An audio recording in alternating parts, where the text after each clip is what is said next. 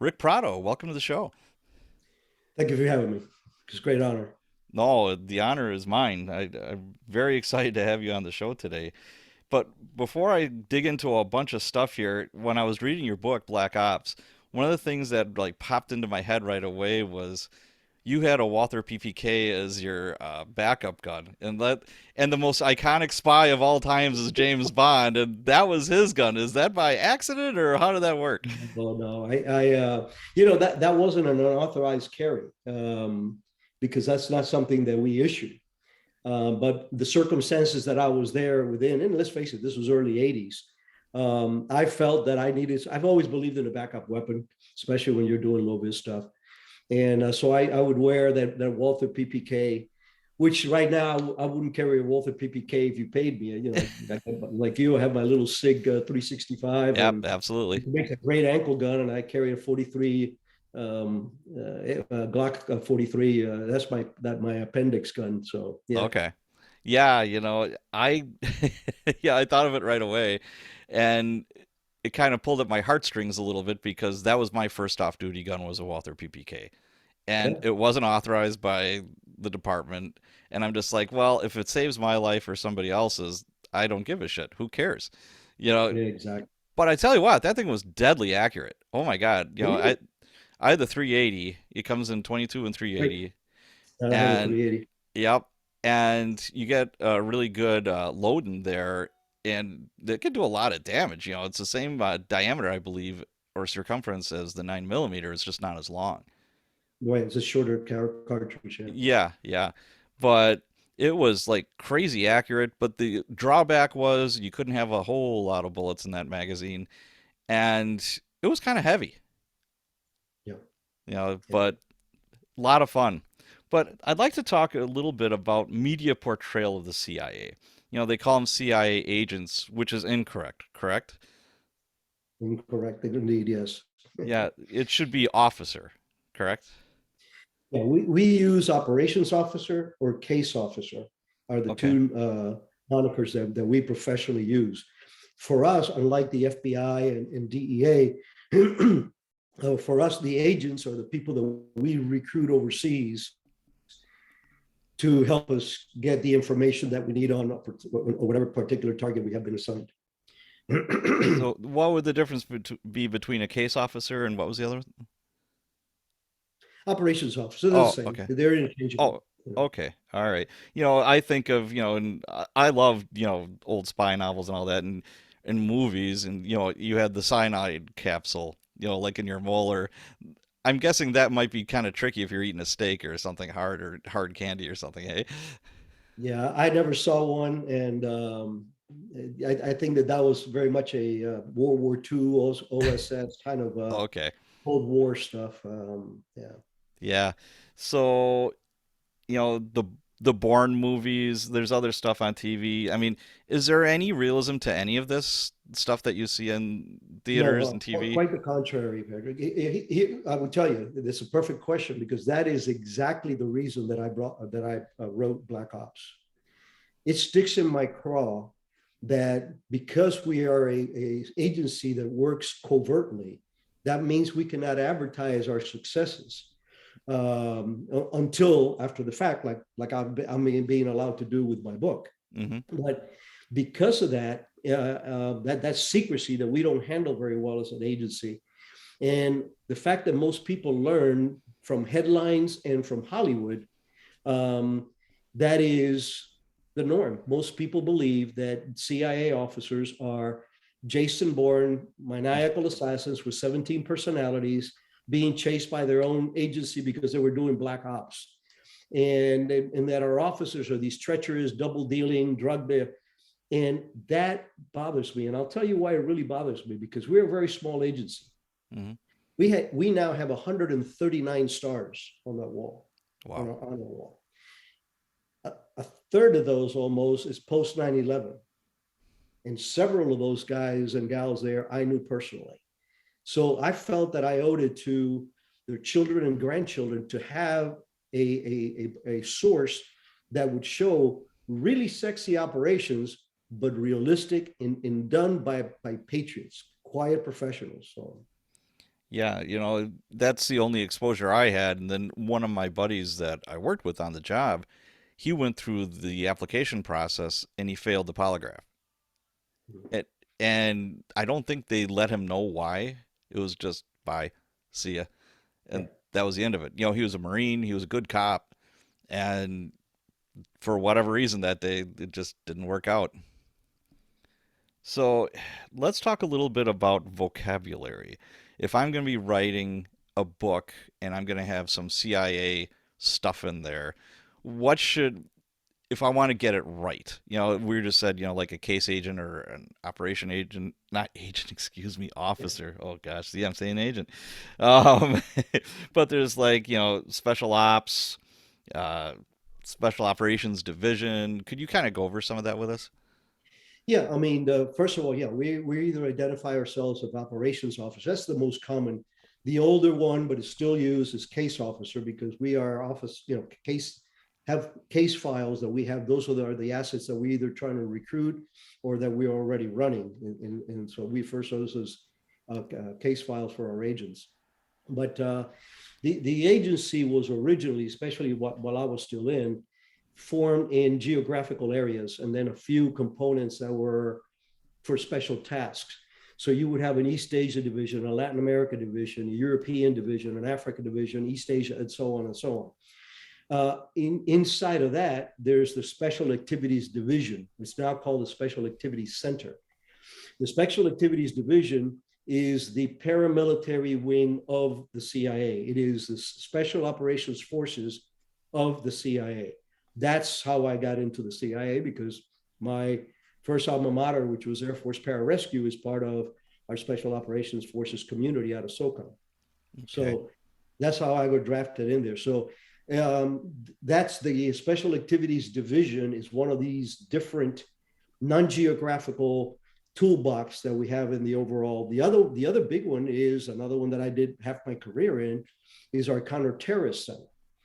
And our counterterrorist center is extremely exciting. The guy that created it, Dewey Claridge, was one of my mentors. He created it in 1986.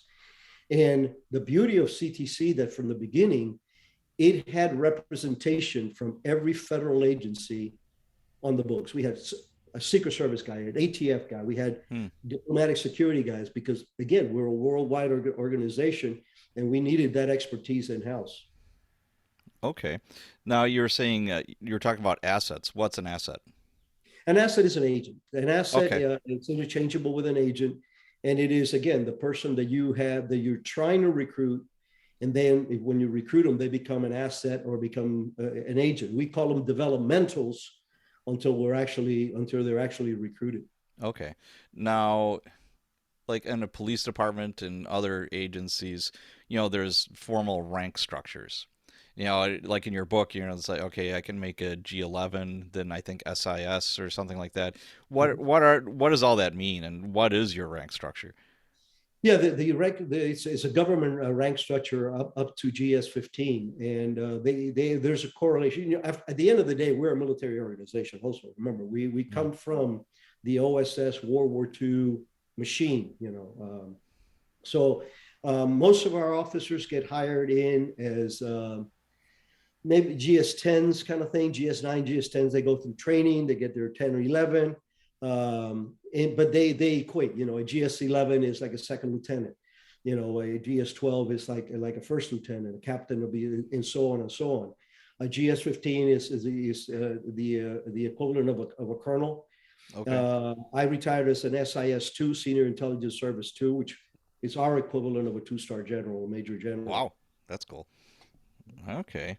So, okay, that's helpful if you're gonna be writing a book about that. Hmm. Um, as far as the CIA, their whole mission, they're not, or what I have heard or what's inferred is they're really not supposed to operate, or they don't operate on American soil per se. It's all worldwide, correct or That not? is that is almost completely correct. There is an exception. Okay. We are forbidden by by every single regulation in our books to work against Americans in the United States or abroad. But we cannot operate in the United States. Period.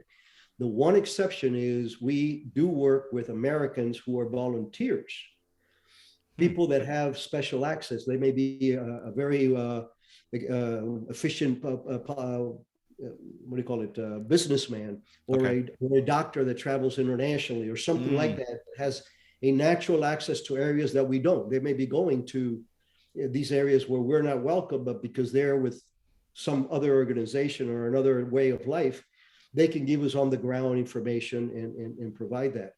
But when we do that in the United States, we have to do it in coordination with, and often in tandem with, the FBI. Okay. Yeah, like again, talking to when my buddy was going through the selection service, they said most likely you would wind up in Africa or the Middle East, for your first assignment. At least that's that was a while ago, but they're like, yeah, that's probably where you're going to wind up going. Yeah, and a lot also depends in what tools you already have in your toolbox. If you already have a second language, Mm, like myself, I'm a native Spanish speaker. Uh, chances are you're going to spend a little time in Latin America, even though sure. I ended up in East Asia and Africa and everywhere else in Southeast Asia.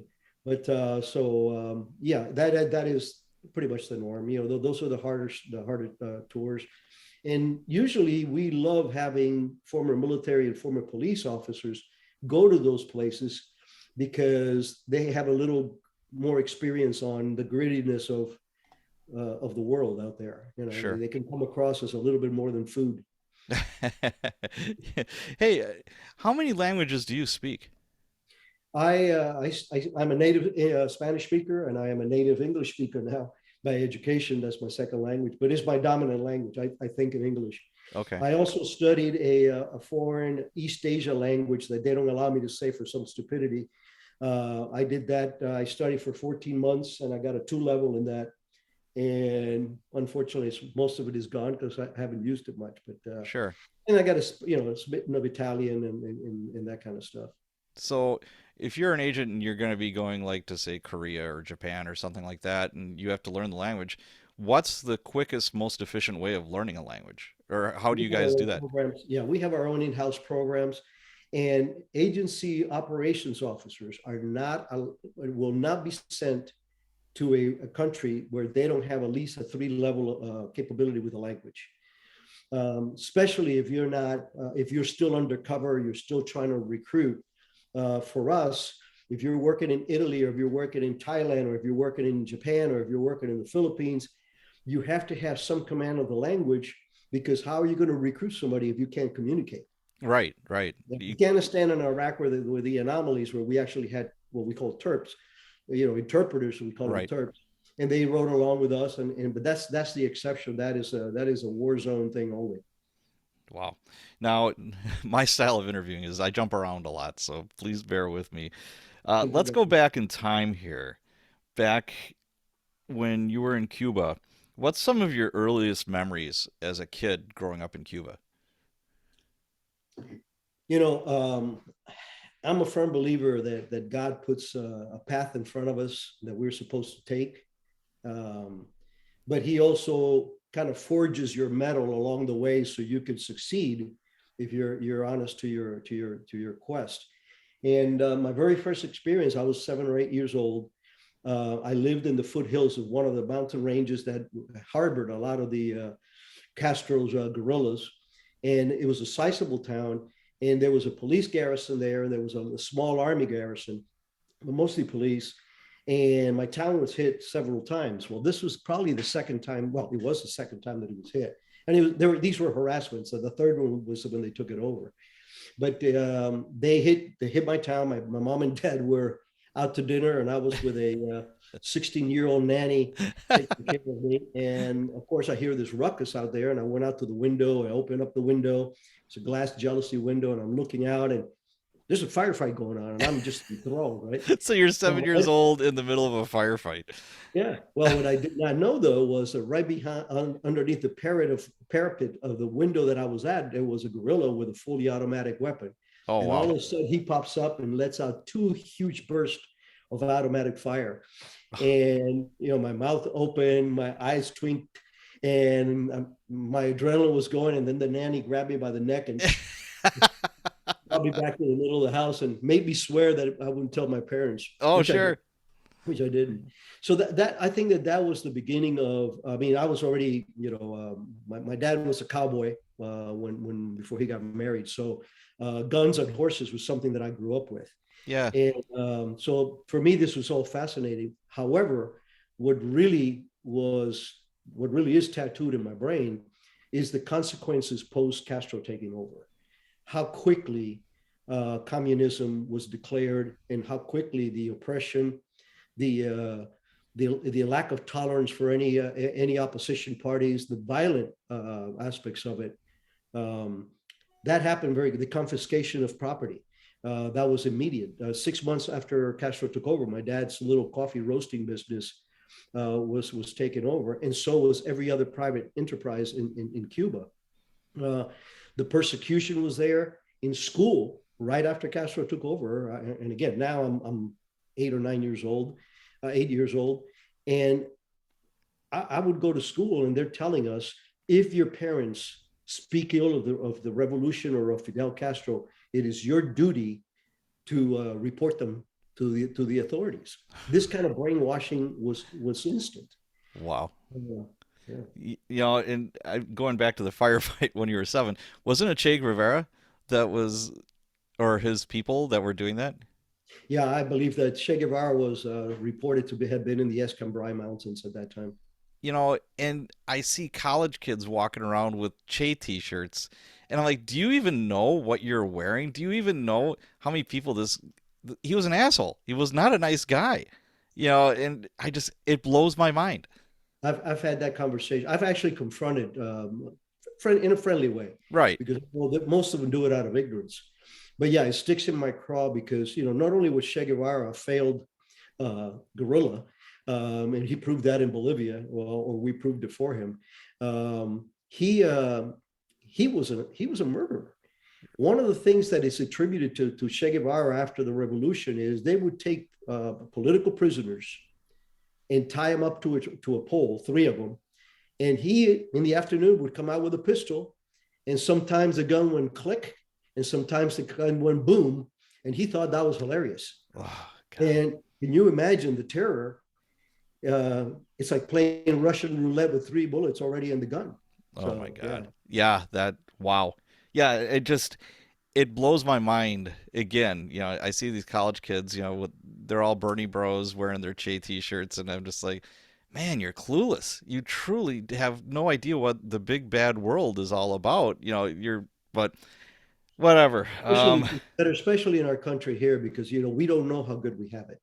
Oh, I most completely most agree. Americans don't know what a second world, third world living in there is, and we just have too much time in our hands and too much electronic stuff, and everything are first world problems. When I was a kid, I was probably like in 7th grade. My parents went back to Ireland. They're both from Ireland, and they went back to find jobs. We were going to move back. We were living in Chicago at the time, and they took us out of school. We were there for a month, and I got to see the farmhouses where my parents were born. you know, dirt floors, no electricity, no plumbing. They had a community well in this like little Irish village. I mean, it's very, very modern now, but this was a long time ago. But here I am from Chicago going to this. I was in shock. I'm like, you actually live like this? I'm like, where's the bathroom? Yeah, my mom's relatives still had the house that she grew up in, and they just got a bathtub and a shower, and that was like a huge deal. People were coming from all over the place to take a look at this thing. And Amazing. then, I go back home and I'm like, man, I've got everything here. I'm so lucky. But people, until you travel and see how, I know in your book you were talking about, I think you were talking to a woman that said that she's been outside the country, she knows whatever, and you asked her where she was, and where was it, like Cancun or something like that? Yeah, she approached me and said, "Well, I because I gave her that spiel about we have it too good, we don't know how good we have it," and she said, "Well, I've traveled and and for example, I've been to Mexico," and I said, "Was that on a cruise ship to Cancun?" She dropped her head, nodded yes, and walked off. So yeah, yeah. Yeah, It's there's just a little bit of a difference there. So, you know, you're 7 years old, that happens. Then the Bay of Pigs, that was a pivotal moment. In your book, I believe I may not be 100% correct on that. It's something to the words of the effect of JFK kind of betrayed you, or was a betrayal by JFK. there's no kinda there. Okay. And believe me, I know this firsthand because of the people that I worked in the agency who were literally the people that planned that invasion. Okay. And there was two major betrayals from Kennedy. The first one was he negated the plan. The original plan was not Bay of Pigs. Bay of Pigs is a mangrove. How do you do a forced landing in a mangrove? The real place was south of Cienfuegos in the central province of Las Villas, where I lived, Hmm. because they had a deep seaport. The security there was, not as good. And the main highway and the main railroad ran through there. So, and you had the Escambray Mountains, so you could actually land a party there. Well, Kennedy was talked out of that, that we needed to make this look like an insurrection. So they had to come into a place where people wouldn't notice that you had these thousands of Cubans armed with guns coming in. The second betrayal, and of course, this was a disaster, but the second betrayal was that it was promised that once we got a foothold into Cuba, that we, the United States, would intervene with air power and take out Castro's Air Force. That's all that we're going to do, not bomb the buildings or anything like Mm. that. And the reason I know this for a fact, because from not only from the agency side, but I have actually met in the military Navy pilots who swore to me, this is Rick, we were sitting in our aircraft waiting for the green light to go over there and take out Castro's Air Force Wow. off a ship. Yeah. And we never were allowed to. And that was a promise made, but not a promise kept. Wow. Okay. So, man, wow. So your family, after the Castro regime comes in, they took over. You said your dad had like a coffee roasting company, but I'm reading the book, and they even took your mom's sweater. Yeah. What the hell? Like, could you explain a little bit about? They just went through all of your stuff. Yeah, yeah. They that was when they confiscated his business. They asked them to go walk out, and my dad told me the story. I don't remember this as a child. Obviously, I remember the more high impact stuff. Yeah. But she said, "Can I go back in and get my sweater?" They said, "No. Everything behind this door right now belongs to the government." And Wow. we lived literally next door to my dad's business. Our house Yeah. shared a wall with my dad's business, and they weren't allowed her to do that. The other similar incident is that when we declared that we were going to leave the country, in other words, you apply for a passport, means you're leaving Cuba. Um, they would freeze your bank accounts, and they would come into your house and they would inventory every single item, including my dad's silver spurs.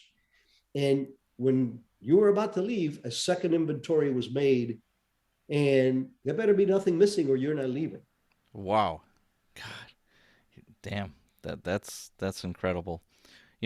Again from the book, you're talking about like the neighborhood watch. You're talking about like in schools, children were encouraged to tattle more or less on their parents if they say anything negative about, the Castro regime.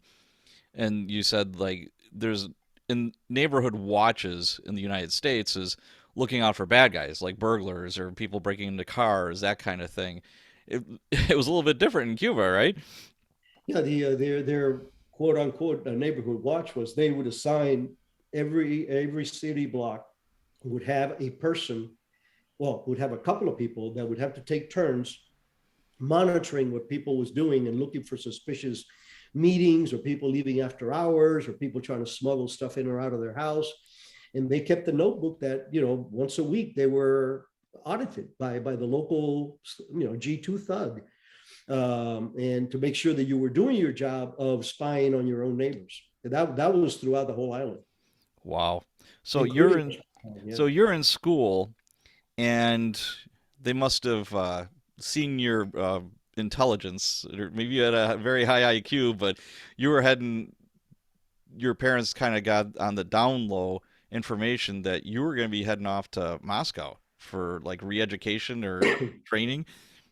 Yeah, what happened? Well, brains. It wasn't brains, right? But I was a decent student, and I guess character has something to do with it. My dad brought me up being the little man of the house. Yeah. I'm an only child.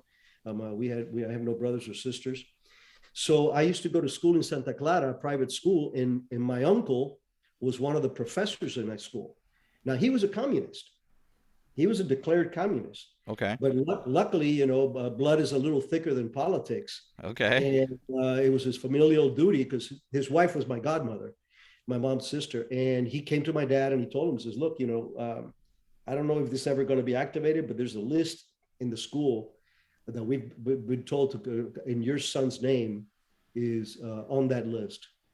So that was pretty much the tipping point where my dad says we got to get out of the country, and that's when we moved from our small town to I lived in a hotel in Havana for well over a year, for more like 18 months, if not like that, getting tutored, trying to get out of getting out of Cuba.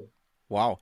I remember in the book you were talking about when you're driving to Havana, there was literally people hung from light poles and, objects just hanging there that were, do they have signs on them or something like that? I'm trying Yeah, to remember. that was I saw that the first time that we went to Havana with the intent of leaving the country. I had been to Havana before, Hmm. but under different circumstances, and it was very militarized. And we came around Avenida Prado, and here on the right, on a telephone pole and in some light trees, there were three guys hanging, and they had signs around their necks that said counter-revolutionaries. And my mom, bless her soul, she tried to jump from the front Yeah. seat to the back seat to cover my eyes. It was too late. I actually saw it. And that's one of those I can close my eyes and relive it because it was that Oh, vivid. yeah, that's shocking. Absolutely. So you got involved with Operation Peter Pan, and why don't you tell us a little bit about that and how you got to America? Yeah, the my parents, we all had the visas to go to the United States, to come to the United States. Uh, what we had to, because of the corruption and the, like I mentioned, the fact that they were divvying up your private property, um, you you had needed an exit permit, and that's what they withheld, even though you needed an exit permit. And my parents kept getting denied because, again, the theory is that the people back in town were still fighting over who was going to get his '57 Pontiac, and or the TV that we had. Well, out of desperation, my dad, who was actually a very smart guy, not highly educated, but my dad was a very, very talented, very smart man, and with a heart of gold and backbone to back it. He found this Peter Pan program, Pedro Pan, which was established for only about 2 years, right after the revolution. It was like middle of 60, I think it was. It ended up in late 62. And it brought out 14,000 kids whose parents could not leave Cuba for whatever reasons. Mm. And I was one of those. I was 10 years old when my mom and dad took me to the airport. And my dad, again, giving me the little man dress down. Had my little gray suit and black tie. I was all pimped out. And well, I think it was part of his way of giving me that strength. Sure. And walking through the glass doors, they couldn't go in, and now here I am by myself at 10, getting on an airplane for the first time, to a country that I've never been to. So quite a learning experience with that one too. Oh, I can only imagine. I can only imagine what your mom and dad were going through. You know, that'd be heartbreaking. You hit it right on the nose here. A lot of people go, "Oh, poor kid, what you went through." Are you kidding me? This was the best thing that ever happened to Ric Prado. I came to the United States. I was able to join elite military. I was able to join an elite agency. I have a nice retirement. I got a nice home, and I'm free. My parents are the ones that paid that price, and the parents of those other kids that came out under that program. Absolutely, it destroyed my mom. And my mom was never the same, nerves and stuff like that Oh, I can afterwards. only imagine. I mean, any parent would have that feeling. Oh my God. but you're trying to protect your child, and they could see the writing on the wall. So yeah, I totally understand why they would do it. It's just executing the plan isn't so easy. That's tough. So how long did it take for your parents to reunite with you in the United States? They came out 8 months later. It took a little bit of time for them to Mm, be legitimized and make sure they had a house and all that other stuff that I could come home to. Um, but one of the things that helped me tremendously, my dad was my first hero, and he still is. I mean, I lost him a few years ago, but he swore to me. He says, "You have my word. I will see you in the United States. I don't care if I have to swim there. I will see you again." sure. And that was my comfort blanket when I was at the orphanage. Because what happened was when I landed in Miami, I was taken to Florida City, which was one of three camps that the Pedro Pan were putting the kids in there. And but less than 2 weeks later, I was put on another plane, and now I went to Denver, Colorado. Got picked up by a priest and taken down to a orphanage in Pueblo, Colorado, Sacred Heart Orphanage in Pueblo, Colorado. Wow. So again, now you're having travel by yourself. I turned 11 in the orphanage. Um, an orphanage where, I mean, an orphanage is an orphanage is an orphanage, but here you had 4 or 5 different cultures, languages. You had Native Americans, you had blacks, you had a few Hispanic kids from the Cuba. There was a handful of us there, but everybody was an orphan, and everybody was angry about being an orphan. So, but that was my comfort blanket, was that I knew that no matter what, my dad had steeled me to, you'll get over this, and I will come to you. I will get you out. So you're a little kid, you're 11 years old, you're in a foreign country you've never been to before. You're probably never, I would guess, never on an airplane before. And you're shot off. And did you speak any English? No, I I knew mean, two words: yes and no. that'd be like landing on Mars. I mean, yeah, especially as a little kid. What was orphanage life like? What that look like? It was very strict. First of all, being Catholic, I mean, church every morning, and Sure, confession once a week, and when you're herding cats of 4 or 5 different cultures, they have to have discipline, and there was a lot of fighting. That was the main thing. There was a lot of violence in between because everybody's angry, and a lot of young teenagers there. So, sure. so all that stuff existed, but but the treatment was good. I mean, yes, they were strict, but I never saw anybody, abused Hmm. or physically beaten up for lack of discipline. Hell, I got paddled in school several years later by the principal. So that wasn't that uncommon. Right. But for us, especially for the Cuban kids, and some of the Hispanic kids that did not speak English, the only two things that we did while we were there was English class, learning English, and playing baseball. Okay. So I learned to play baseball, and I actually got a leg up on English quite a bit over those 8 months. So Okay. So your parents come back to the well, go to the United States. You were reunited with them. Did they go out to Colorado, or did you meet them in Florida, or where? no, they I was flown to Miami. Okay. Again, my parents were. I mean, we were middle class in Cuba. We were 3 or 4 rungs below the poverty line when my parents came out. So The first they place that we they had lived to in. start from scratch, from Right. nothing. My dad left owing $200 that a cousin lent him when he landed in the United States. Wow. And it was my mom, my dad, myself, my aunt, my maternal aunt, my two cousins, all living in a one-bedroom efficiency apartment, and our only toys were cockroaches and rats. Oh God. So it was a very stark beginning, better Okay. than the orphanage in the sense that I was with my parents, Sure. but at least in the orphanage, even though we all slept in the same room in military medical beds, uh, we had 3 square meals, and we had Sure. our clothes was washed and our cleaned and everything was there, and we had a fairly decent living conditions. Yeah. Wow. So life as a teenager, like going into your early 20s, was that all in Miami? Yeah. Primarily Miami, Hialeah, Miami Springs. I graduated from Miami Springs Senior High. Okay. So when did you join the Air Force? How did that come about? I'm very proud of this story because, as you read in the book, I was a little bit of a troublemaker, during my teenage years, especially my junior and senior year of school. I started martial arts. All my instructors were police officers. Jim Alfano, who ended up in Chicago and was killed there, was my first martial arts instructor. Which martial So arts? I gotta stop you there because I was involved in that for a long time. I started with Kyokushin. That's what Jim Alfano, Masutatsu Oyama's one shot, killed the bull kind of Mm, myth or reality because he did it. And Jim was a Italian American Marine, recon, a Vietnam vet who was a black belt in Kyokushin, and he was my main instructor. The other was Leo Thalassides, legendary cop in Hialeah for years.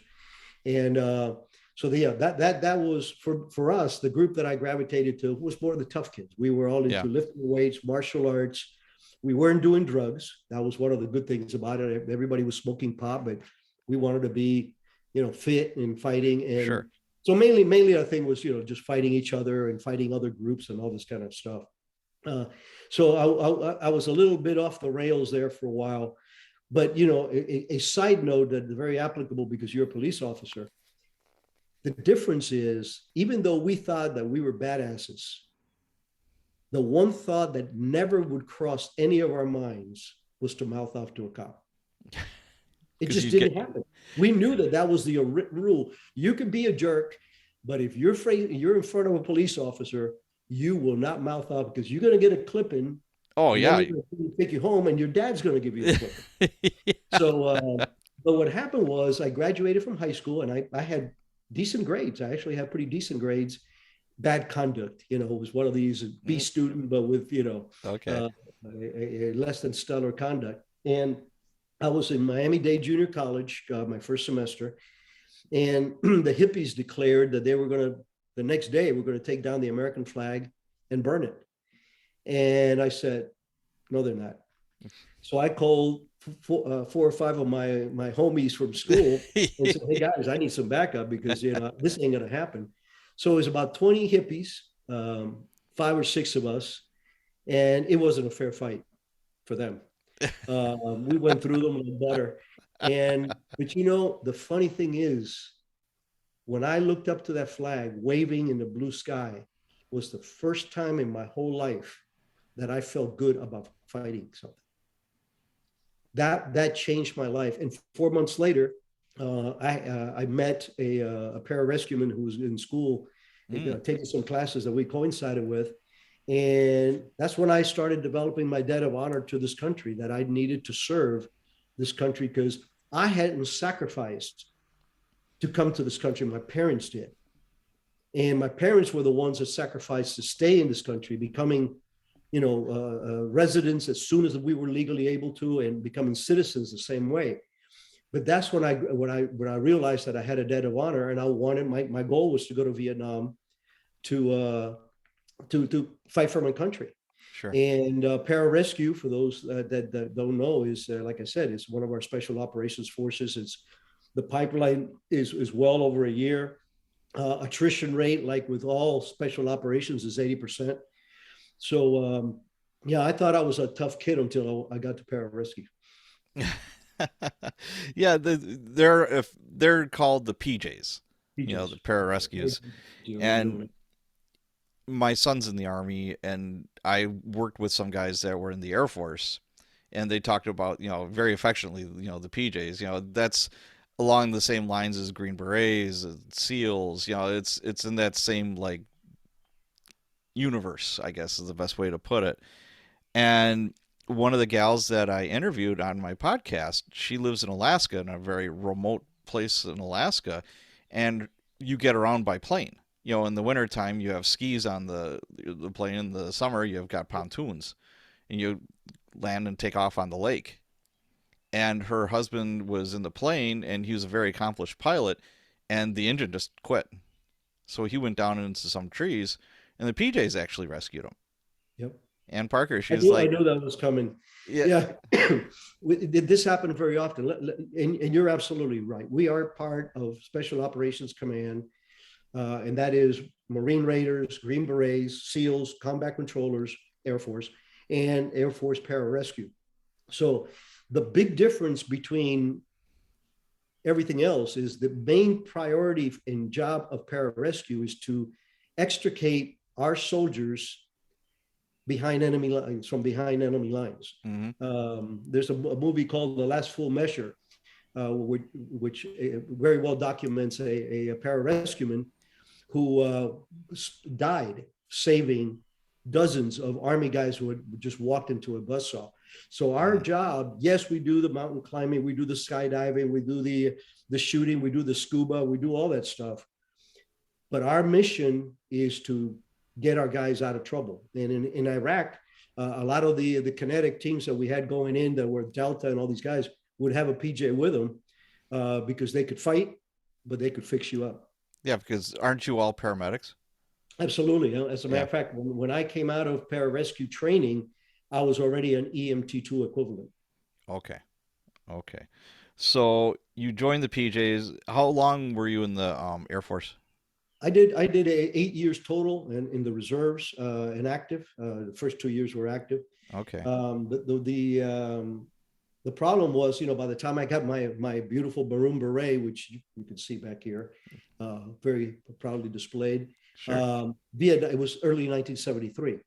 And, Vietnam was winding down. There was just, Sure. there were, so I was doing all this wonderful training with pararescue in our Homestead Air Force Base and rappelling upside down and jumping out of helicopters with, 100 pounds of gear. But there was no purpose. There was no satisfaction. I'm representing my country, but I wasn't making a difference. Mm. So that's when I started trying to apply to the CIA. So initially, didn't they turn you down? Yeah. Well, it was primarily because post Vietnam, and the first time I applied was around 1974. Vietnam was shut down, and the attrition in all federal branches in our military was vindictive. They had cleared the books. And, when I volunteered in 74, they very nicely told me in so many words is we're not hiring, we're firing. Mm. So I waited. I joined the Metro-Dade County Fire Rescue because as the usual Prado luck would have it, or God-given path. The one of the PJs that was in the unit, so much senior, was a chief master sergeant. He was the captain of the Metro-Dade Rescue, in charge Okay. of rescue. And he said, "Rick, you're perfect for this, coming in." And so I rode rescue for 6 years in Metro, and I'm talking about riding rescue in the mid to late 70s in South Florida. You know how those days were. Oh, absolutely. I got really good at gunshot wounds and Oh, yeah. evisceration and all kinds of stuff. So what happened was when I applied again in 79, now in this case, not only was I a pararescue man and spoke two languages and anti-communist and all this other stuff that I try to highlight, but they looked on the fact that I was an EMT2 paramedic with a lot of experience. And what they offered me was a contract job. Said, look, we need a guy like you to work part-time on contract with our special activities division that I referred to earlier, which is our paramilitary guys. And so I did that for a while, very successfully. It was well accepted by my colleagues, although I was, like I said, just an effing contractor, as they referred to it. But what happened was when Reagan took over in 1981, well, the first thing that happened when Reagan took over after 91 is that he hadn't finished being sworn in when the Iran hostages were released. Right. Right. They knew the hand was going from here to here, and they released the hostages. But the second thing that he did, which was admirable, was recognize that communism was in our backyard. We had Cuba 90 miles south of us. They had taken over Nicaragua, and the Sandinistas had declared themselves communist, and they were exporting through Cuba, the Soviet Union through Cuba, all these insurgencies, like in El Salvador and Guatemala, Bolivia, another Che great story, where he was a total failure and ended up getting killed. So that was my in. The agency did not have a native Spanish speaking paramilitary officer. They had a lot of good Spanish speakers, but they needed somebody that wasn't blonde, blue-eyed, and who spoke the language well enough that people would not think he was a gringo. Oh, okay. That's where Black Ops comes from, Patrick. The book Black Ops. The reason we use that name is because there's two things that the CIA does. One is collect intelligence, whether it's whatever means, whether it's bugging a safe house of terrorists, which I have done, to recruiting and running sources. But the second thing that we do is called covert action. Covert action are black ops, and they're black because they're done hiding the U.S. hand. So the first 14 months of that program, helping the Sandinistas under Reagan's mandate, they needed to keep the American hand from being obvious. There's people obviously that do in the Honduras, but we need to keep that low profile. So that was my backdooring into staff into the agency. So is that when you went to Honduras? Yes, yes, sir. Okay. And how long were you there? I was there a little over 3 years. And for the first 14 months of that program, I was the only CIA officer allowed in the Contra camps. We had 10 camps Yeah. right on the Nicaraguan border, some of them in Nicaragua. Yeah, I was there for a little over 3 years, Monday through Friday, sleeping on a jungle hammock. So, you know, you're going off to do this. Did they say that you were expendable? Like, if you were caught, would you, more or less, they wouldn't say that, yeah, he was our employee. It's like, I don't know that Ric Prado guy. Yeah, I was, by my status, they didn't tell me that. They don't say that you're expendable. And we don't look at our guys as expendables. We will do whatever it takes to get our folks out. And like we tried in Iran and a couple of other places. Right.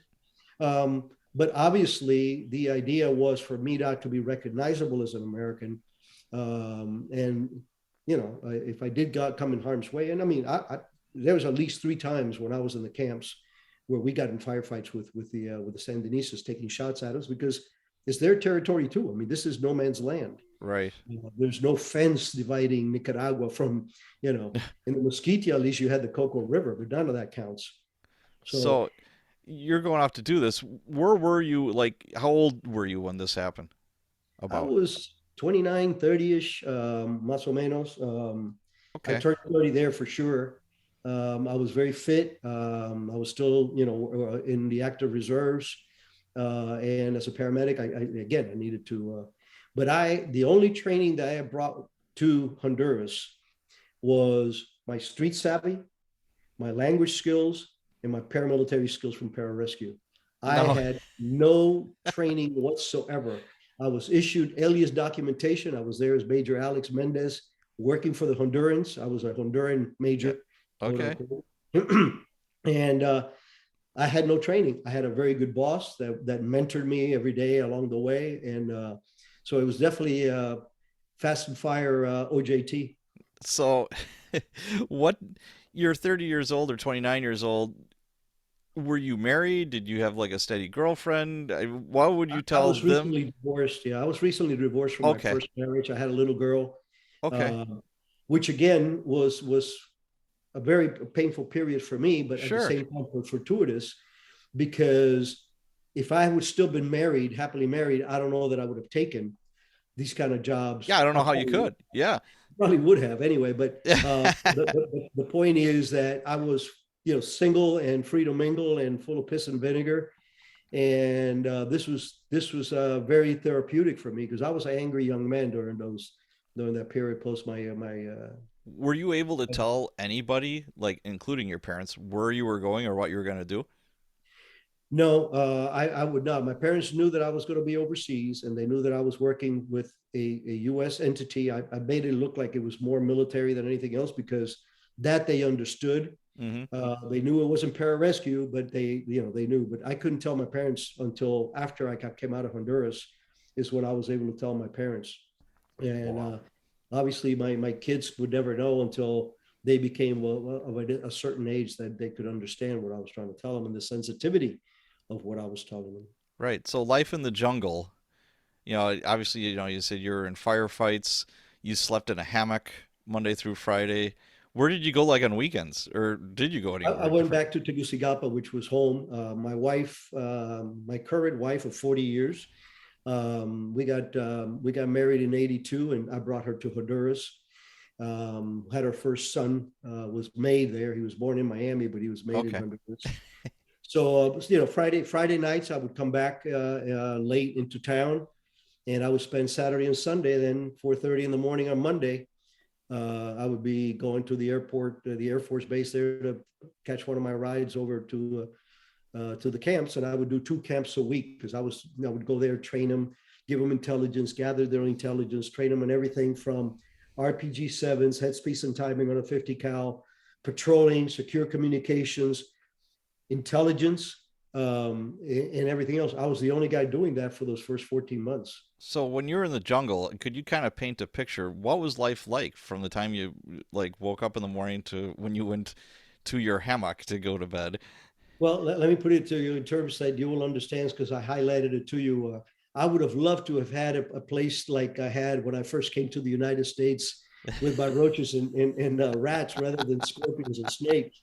What was really sad, Patrick, was when I first got there, these freedom fighters had nothing. They had old bolt action rifle Mausers that the Wow. Argentines had given them. They had a handful of rusty AK-47s that they had taken from the Sandinistas. No medical facility, no medical food was scarce, no uniforms. Most of these guys and gals were in ripped up shorts, flip flops, and maybe a shirt if or not. Um, I took a lot of photographs. I was part of my job was Hmm. documenting what the camps were like, and that quickly improved because as soon as the logistics started flowing, we started bringing in medics, we started bringing in doctors that contracted to set up camps for medical treatment, operations, and all this other stuff. The logistics for not only ammunition and guns and training, but medical supplies, medicines, and that kind of stuff. Okay. Now, if memory serves correct, you got fairly sick, and didn't they have to like evacuate you to a hospital in Miami? Was that what it was? I was medevaced. This was, I believe, was by 1983. Um, yeah, it was around 1983 because I already had done the Puerto Cabezas blow up mission. And what happened was, but people used to tell me, well, you should bring your own rations when you go out to the field. I said, you can't do that. I can't bring tuna cans and all that other stuff. And these guys are eating whatever they got. Hmm. And I'm going to be chumping of this unless I can bring enough to For give to everybody, right? everybody. That's not how you operate. So I literally caught. I had dysentery amoebas. I had giardia and a couple of other things. I was a beefy 180 pounds when I got there, and when I was medevac, I was 155. Wow. And I was flown to Miami in a private airplane that belonged to an asset. And when I got there, they had hooked me up with a cleared doctor that knew that I was something with the U.S. government. And this gentleman ran tests on me, and I'll never forget it. He came back in the evening. When I came back in the afternoon for the test, he says, "Son, you don't have anything that I haven't seen before. I've just never seen it all in one person." So, but he fixed me up. He gave me Okay. the right medicines. I was sick as a dog for a couple of days, but went back and regained some of that weight, but went right back to work. Yeah. Wow. Now, Nice. I in the book you're talking about an assassination attempt. It's a cool story. Why don't you kind of go over that a little bit? Yeah, I escaped 2 attempts, Okay. one there in Nicaragua and one in the Philippines. The Philippines was even more kinetic. But what happened was when I was in the Mosquitia, which is the eastern part of the country, which is inhabited by Native Americans. They're called Mosquito, Sumo, and Rama Indians, and they are recognized as Native Americans even by our own Native Americans. They're heavily mixed with black because there was a lot of shipwrecks during the day, and they were assimilated into their culture. Hmm. They speak their own language with different dialects, and we would operate primarily. We would land into Puerto Lempira, where there was a small garrison, Honduran garrison there, and from there we would go to the 3 camps that we had in the Mosquitia. One was in Punta Gracias a Dios, Rus, and Aguas Vila, and we would go by road to all these places and work. Well, When we were in Puerto Lempira, there was only like two little restaurants, if you want to call them that, and so when we would go to eat, you had two choices. It wasn't like you could be doing surveillance detention in a village, Right. you know. And what happened was, luckily, me and the Honduran captain that I worked with were called back that morning. And we had gotten chatter before, intercepts that said, "Hey, we know that there's this." They thought I was Puerto Rican. There's this Latino guy there, but he's not. He's not Honduran. He's saying he is, but he's special forces of some sort. We had that. We've actually Yeah. heard that in the Toms. So I got yanked out that day, and the guys that I would meet with, Steben Faggoth was the head of the Mosquito. There was my interpreter. We call him Pulpo, which means octopus. And then there was a priest that was a Contra. And Okay. they were coming out of the same restaurant that we had been the last 3 nights, and they got ambushed. Hmm. And the priest, the guy who was a priest, was or a pastor, was shot and killed. Pulpo got shrapnel in his neck, but he survived, and Stedman was not hurt. But they all understood and believed that, hey, they were trying to get all of us, in that mess. Wow. So you go through all of this in the jungle for 3 years, was it? A 4 years, little three over years? 3 years. And then you get pulled out, and then the CIA decides, well, maybe we should train this guy up. Yeah. After you've just been doing the job for 3 years, it's like, hey, let's get this guy some training. So that's when you went to the farm? That's correct. Yeah, you got to understand. For me, what I was doing was something that I was very familiar with because I had the military background, Sure. substantial training. What I did not know was much about intelligence collection or how we do things. Hmm. Even though I was guided through some things, and I did, do a little bit of that, but nothing formal. So they sponsored me to finish my college for a year, and I went straight into the farm to learn the black operations part of, covert action, working in the dark, recruiting agents, running agents, and that kind of stuff. So that was the farm. Okay. Now, as far as the farm goes, first of all, is it a farm? Why do they call it the farm? It is the best unkept secret in U.S. intelligence. It is I won't mention the location, even though if you Google it right now, it'll come Well, out. my Um, brother-in-law has been there. He works for a paint company, and they blindfolded him going in there. yeah, yeah. Well, it's So, it's a former Navy base, mhm. and it's huge. And that's where we inside of there you have embassies and stations and houses and gun ranges Mhm. and crash and bang areas for car driving. Um, but then you go to the town, the nearby town, it's a small city actually, where you do your tradecraft practices and where you have your meetings, mock meetings with role players that you get to talk to and eventually recruit and run. What's So tradecraft? What could you explain that? tradecraft is the way that we operate that keeps us from getting wrapped up by local police in the sense of third world country, second world country, first Mm. world countries overseas. So tradecraft is learning awareness, which, as you know from my experience in the Philippines, that I mentioned that awareness beats fast draw every time. Right. If it hadn't, I wouldn't be talking to you. And but tradecraft is doing things like surveillance detection routes. It's a very specific methodology for trying to ferret out surveillance. And most countries that we work in, except first world countries, or really Soviet and in the more less benign countries, shall we say, they're pretty good at surveillance. So you have to be able to beat that surveillance by lulling them and not by losing them. It's not like in the movies where you do a reverse 180 and the guy crashes and you go the other way. Hmm. You're done. You're no longer in country. You're being compromised. You're Right. an idiot. In my business, if you pull out your weapon, unless it's to for a pre-planned reason, your mission is pretty much compromised. You are compromised. So that's what tradecraft is. It's a lifestyle that we have to adopt in order to make sure that we are not caught spying, and more importantly, that we don't bring our spying back to our homes. Yeah, We get the same care coming from meetings that we do going to meetings. mm. You know, you're in the book they talk about the Cooper scale Yes. Yep. and situational awareness. The Cooper scale, just real briefly, if you could explain that. And as far as situational awareness, you don't have to be a spy Oh, to practice country. this. And what I've seen, on the street as a cop for 25 years is a lot of times, not always, but a lot of times crimes occur when people become victims when they've got zero situational awareness. They're Absolutely. oblivious to their surroundings.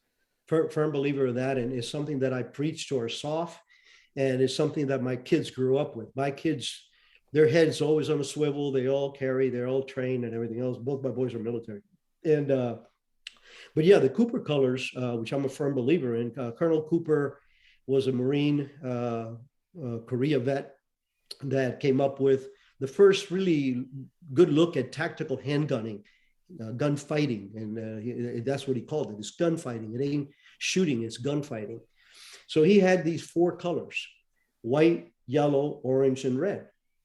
And he would kidding in his classes would and his instructors would say, the only time you should be in the white is when you're making love to your spouse. The rest of the time you should live in yellow. And yellow is where you are sitting in a restaurant, and you walk in, you sit down in a place where it makes you less vulnerable. You see the door, you know where the back door is. This is not paranoia, it's awareness. That's what you're in yellow. You're seeing things in yellow. Orange is when you see something that causes your attention because you're paying attention, that go, could that be? You're driving down and there's a guy with a broken car and he's got, the trunk is open and he's leaning in the trunk. Well, is it a guy trying to get his spare tire out? Or is it a guy trying to take an AK out Right. and who hose you? This is actually an actual scenario that happened in Italy. Uh, so the idea is that in orange, you make a plan. Ooh, there's a guy with a trunk open. Well, if he pulls anything out of there that is not a jack, I am going to ram his car and go in the other direction or hit the brakes and do a reverse one, whatever it is. Right. But you formulate an emergency plan that then when the threat does present itself, that's when you go into red. And when you go into red is activate, activate, activate, the concept applies to every police officer, every Oh, law enforcement officer, definitely to our military, especially outside of war theaters when they're working in different scenarios. So I'm a firm believer of that. And like I said, my kids could recite what I just told you since they were 10 years old. Yeah. it's interesting because I interviewed Jack Barsky. I don't know if you know who he was a former KGB agent. Oh yes, okay, yeah, yeah, yeah. Yeah, interesting guy. I was down in Atlanta about a month ago and I had lunch with him. Interesting guy, but he was talking about his KGB training and a lot of it is very similar from what you're talking about, whereas their saying or their moniker was paranoia is a spy's enemy, caution is his best friend. That is correct. And they would go around cities and more or less play adult tag. Yeah. It's like, hey, can you find me? They're practicing all this. And I think in your book, you said something about you smoked somebody because he was wearing wingtip shoes. He didn't have the right shoes on. No, well, yeah, How was that? that was part of it. The that was our final exercise for graduating out of the farm, getting our masters in espionage. Okay. And it flew us to Denver, Colorado, and our opposition was going to be the FBI. The Okay. FBI was going to mount surveillance on us. And we had to do operational acts, dead drops, have lunch meetings, and all this kind of stuff. So we know that we had a hairy one. We had to do a dead drop. And we already had seen some guys with three-piece suits and wingtips, and even the FBI calls that a clue, right? So it was that. But what we did, and we got good kudos for it, it pissed them off quite a bit, but we had one guy who was a world-class runner in my class. Okay. And so for this dead drop, what the information that the cops would have is this individual is who we're looking at. They give him a picture, said he's going to be leaving. This is where he's staying. He's going to be leaving that hotel at sometime between 12 and 12:45. We don't know where he's going, but he's a spy. You got to try to see who he's meeting. So they're all staged there, the A, B's, and C's, the drill. Yeah. And our guy is the right guy and it's the right time, but he's got running shoes, shorts, and a t-shirt. And in front of the hotel, one block over, there was a one-way street coming the opposite direction. And he just goes boom, boom, boom, starts running up that one-way street. So it was hilarious because now you have these guys in wingtips trying to track this guy down and getting the cars to move around. Anyway, a long story, but our guy did the dead drop and went on. And then when they grabbed him and everything else, he had nothing on him. He was clean. They didn't see him do the drop. They didn't see him talk to anybody. And so it was very successful. But back to what the Russian, and I do remember when I was looking at some of your background, I saw that you had he's one of the people you had on board. Tradecraft is part science and part art. The science part is very, well delineated. You have the recruiting cycle, how do you handle an asset, asset validation. We run, it's very different than having a confidential informer and having an agent. It's two completely different animals and different control methods. But that part of the business of tradecraft is pretty much a scientific kind of, this is the best way to do this kind of stuff.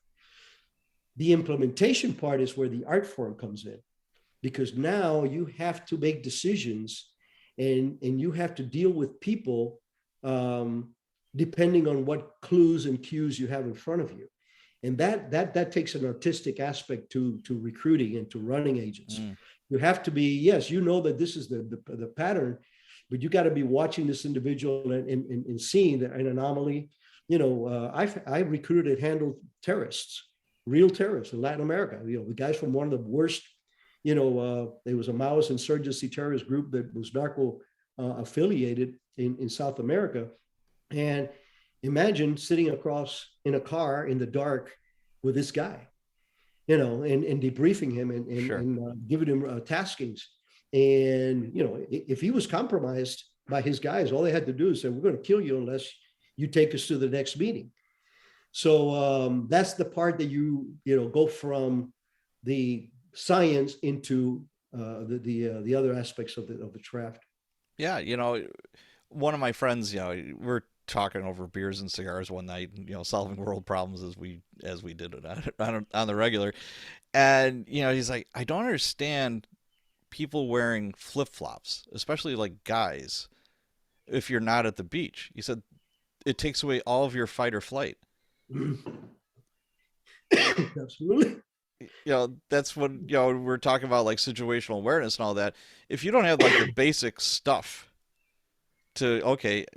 and things pop off quickly, just in a bad situations happen very, very quick. And you don't have to, it's like, wait, let me play with my footwear here. And then we'll take just like basic stuff. It's like, how do I get out of this situation? And it's funny, one of the things that I've inculcated in all the training that I do and that my family from day one is, I said, in my business, what usually doesn't happen is what you're prepared for. So you're not wearing flip-flops. You're wearing with something that gives you foot protection, that allows you to move and Right. do whatever it is. And that goes on to concealed carry, awareness, locking your doors. I live in a very nice little neighborhood here in Florida. And, there was some petty crime and they asked me to come and give them a talk about how to secure in your house. I gave them the talk. Nobody lifted a finger. Nobody did anything. It happened again. And so I showed up and I said, go back to the notes from the last time and then walk by my house. And that's the difference, because my job as a civilian is to make the bad guy go to your house. Oh yeah, they go for the low-hanging fruit. Whatever is perceived as an easy target or easy pickings, that's what they go for every time. And some of them got it, because some of them started turning on the lights and looking good. But like I said, you walk by you drive by my house, and there's a fence and there's two dogs there that will chew you on your ankles, and I have lights, motion sensor lights at night. I have Sure. a camera in the front, a camera in the back. have good medical locks in every door. Am I paranoid? No, I sleep like a baby. Yep, me too. So you're not going to catch me with my pants down. Correct. Now, a couple things that some verbiage here. Dead drop. What is a dead drop? Dead drop is part of impersonal communications. Okay, now with the age of technology, there's a lot that we can do to transfer information electronically from one agent to another. But in the old days, and we still do dead drops. I mean, dead drops are still viable in some places, and I won't mention where, Sure. because the high tech competition is so great that reverting back to we call it sticks and bricks as a joke. What you're doing is you're going out on a surveillance detection route that is pre-planned, that you have pre-communicated to your asset, that you cannot have personal meetings with because he's so sensitive. Like if we're working in the Soviet Union or China or Mm-hmm. many of these places where they have total control. So you would come in, you would make sure that you are now not under surveillance, and under the cover of screening, you would put down a hidden canister of some sort that has the information. And sometimes it was a branch, a little branch, or it could be a turd, or it could be a fake turd, or it could Right. be a rock or something like that that you put Mm-hmm. down. And then an hour or two later, whatever it was, after he got his signal that he needs to pick up, he or she would do a surveillance detection route, pick up the notes, be able to read them, and then respond. And the process will be reversed with Yeah. a different place and time. So cultivating an asset. What is that? Cultivating an asset is how you meet foreign nationals, that you start analyzing what they bring to the table. The first thing that we do, of course, is look at what do they bring to the table. Mm-hmm. You don't go after Joe Schmuckatelli that runs the bar down here unless the bar is full of cops and you want him to listen in on their conversations, right? So usually it's people that we know that have access to something. It could be an embassy, it could be a narcotics group, it could be anything, a support mechanism to something like that. So that individual becomes your target. That's the person that you're going to try to recruit. And unlike our Soviet and Cuban and Chinese counterparts, we recruit for strengths. We try not to recruit for weaknesses. Okay. Doesn't mean that we don't, but our number one goal is to recruit for strengths. And by strengths, I mean people that have the same conviction, same beliefs, democracy, Mm-hmm. freedom, and they're in a country where that is not afforded, and they're willing to work with you in order to help their country get back on its feet. Okay. Now, going back to training, what obviously, a CIA officer's worst nightmare would be getting captured and interrogated. And I'm sure torture is, a part of that. As much as you can you say how you were trained to, like, obviously number one is don't get caught. Number two, if you are, how do you deal with that? Yeah, there's a lot of training in that, and especially when we not switched, but when we adopted the counterterrorist mission. Mm-hmm. In the old days, in the Cold War, although they will kill you, but you would, with the embassy, you have some kind of legal protection in that sense. Your asset would be killed and you would be slapped around, but chances are you were going to get away with it. With terrorism, that all changed. Mm. So for us, in a nutshell, again, going back to awareness training, going back to very, very strict tradecraft, making sure that you are aware that you're not being followed, and that you're clean before you have your meetings, so you cannot be wrapped up. But then you get into the how do I react to it? Yes. And we do train in handgun, we do train in rifle and in shotgun, we do train in crash and bang, pitting maneuvers, all Mm-hmm. that stuff, reverse 180s, and martial arts. There's a lot of guys and gals in the agency who go beyond just the preliminary, hey, this is how you kick them in the gonads or in the shin and poke them Right. in the eye and then run like heck. And we run all these scenarios. I started using simunitions very early on in my career, because that was one way to, and that goes for home protection. You'd be in a simulated home and somebody gets into your house, and how do you handle what commands? You just don't shoot them right off the bat, all that kind of stuff. So the training is there. It's very intense, and it's gotten more and more efficient and better with the years Mm, because of the experience. We went right. from World War to also doing the counter-terrorist and counter-narcotics mission. So, I guess the old adage of if you're cornered in the alley, you're gonna have to eat that piece of paper or whatever, that kind of thing. Absolutely, yeah. And you are captured, like I said before, if they are gonna interrogate slash torture you, is there any kind of training for how to withstand that? Yes, there is. And actually, there is also in the military. It's called SEER. Okay. It's survive, escape, resist, and evade. Escape. Yeah, okay, And, yeah. and it is what we give all our people that are really in harm's way. Mm-hmm. Our Green Berets, our pararescuemen, pilots. A lot of pilots go through SEER school, and it's funny because waterboarding, enhanced interrogation, Mm-hmm. a scandal. And what people don't understand is that's what Sears School is. It is sleep deprivation. It is being Okay. smacked around. It is, no food. Is making you do labor until you drop. Keeping you. Sears School. I was in a phone booth size closet, and there were one next to each other, all wood, about 5 foot tall. I'm 5'7" on a good day. I couldn't even stand up. So imagine some of my colleagues who were Sure. 5'11", 6 foot something. Two cans, one for number one and one for number two. And they would come in there at least twice a day and bring you out, put a sack over your head and throw you in a corner and start slapping you around with a phone book and then start debriefing you. That's Sears School. Well, we have a version of that in our courses so that people know how to react. And it also it's got a prophylactic effect too.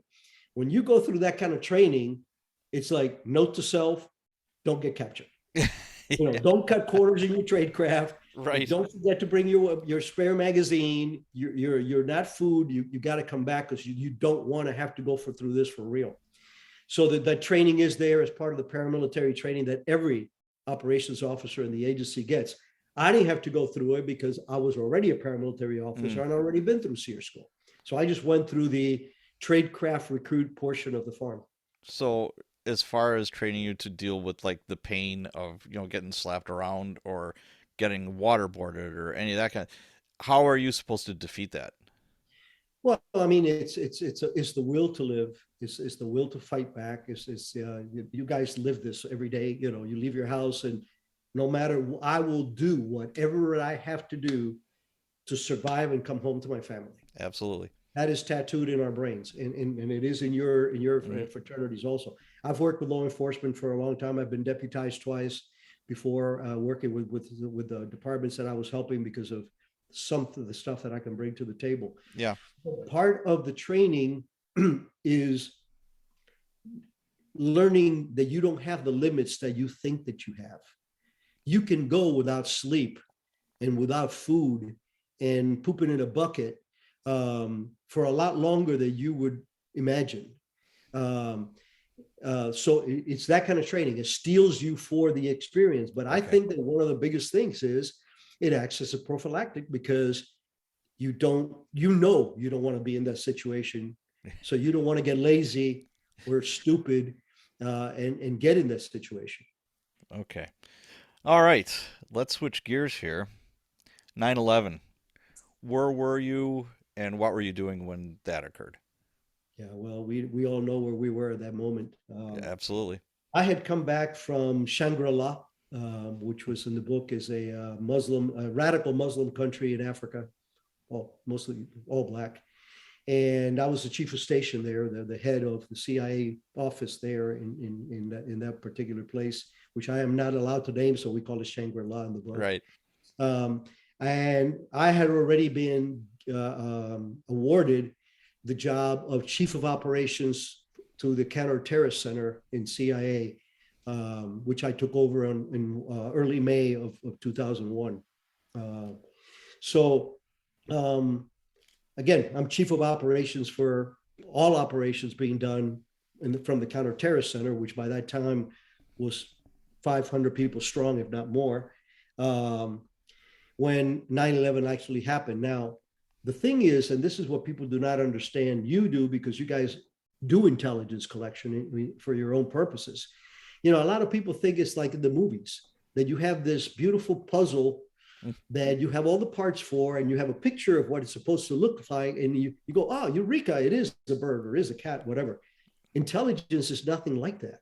Intelligence gathering is multi-discipline gathering of tidbits that then analytically you try to make a picture out of it. What is really going on?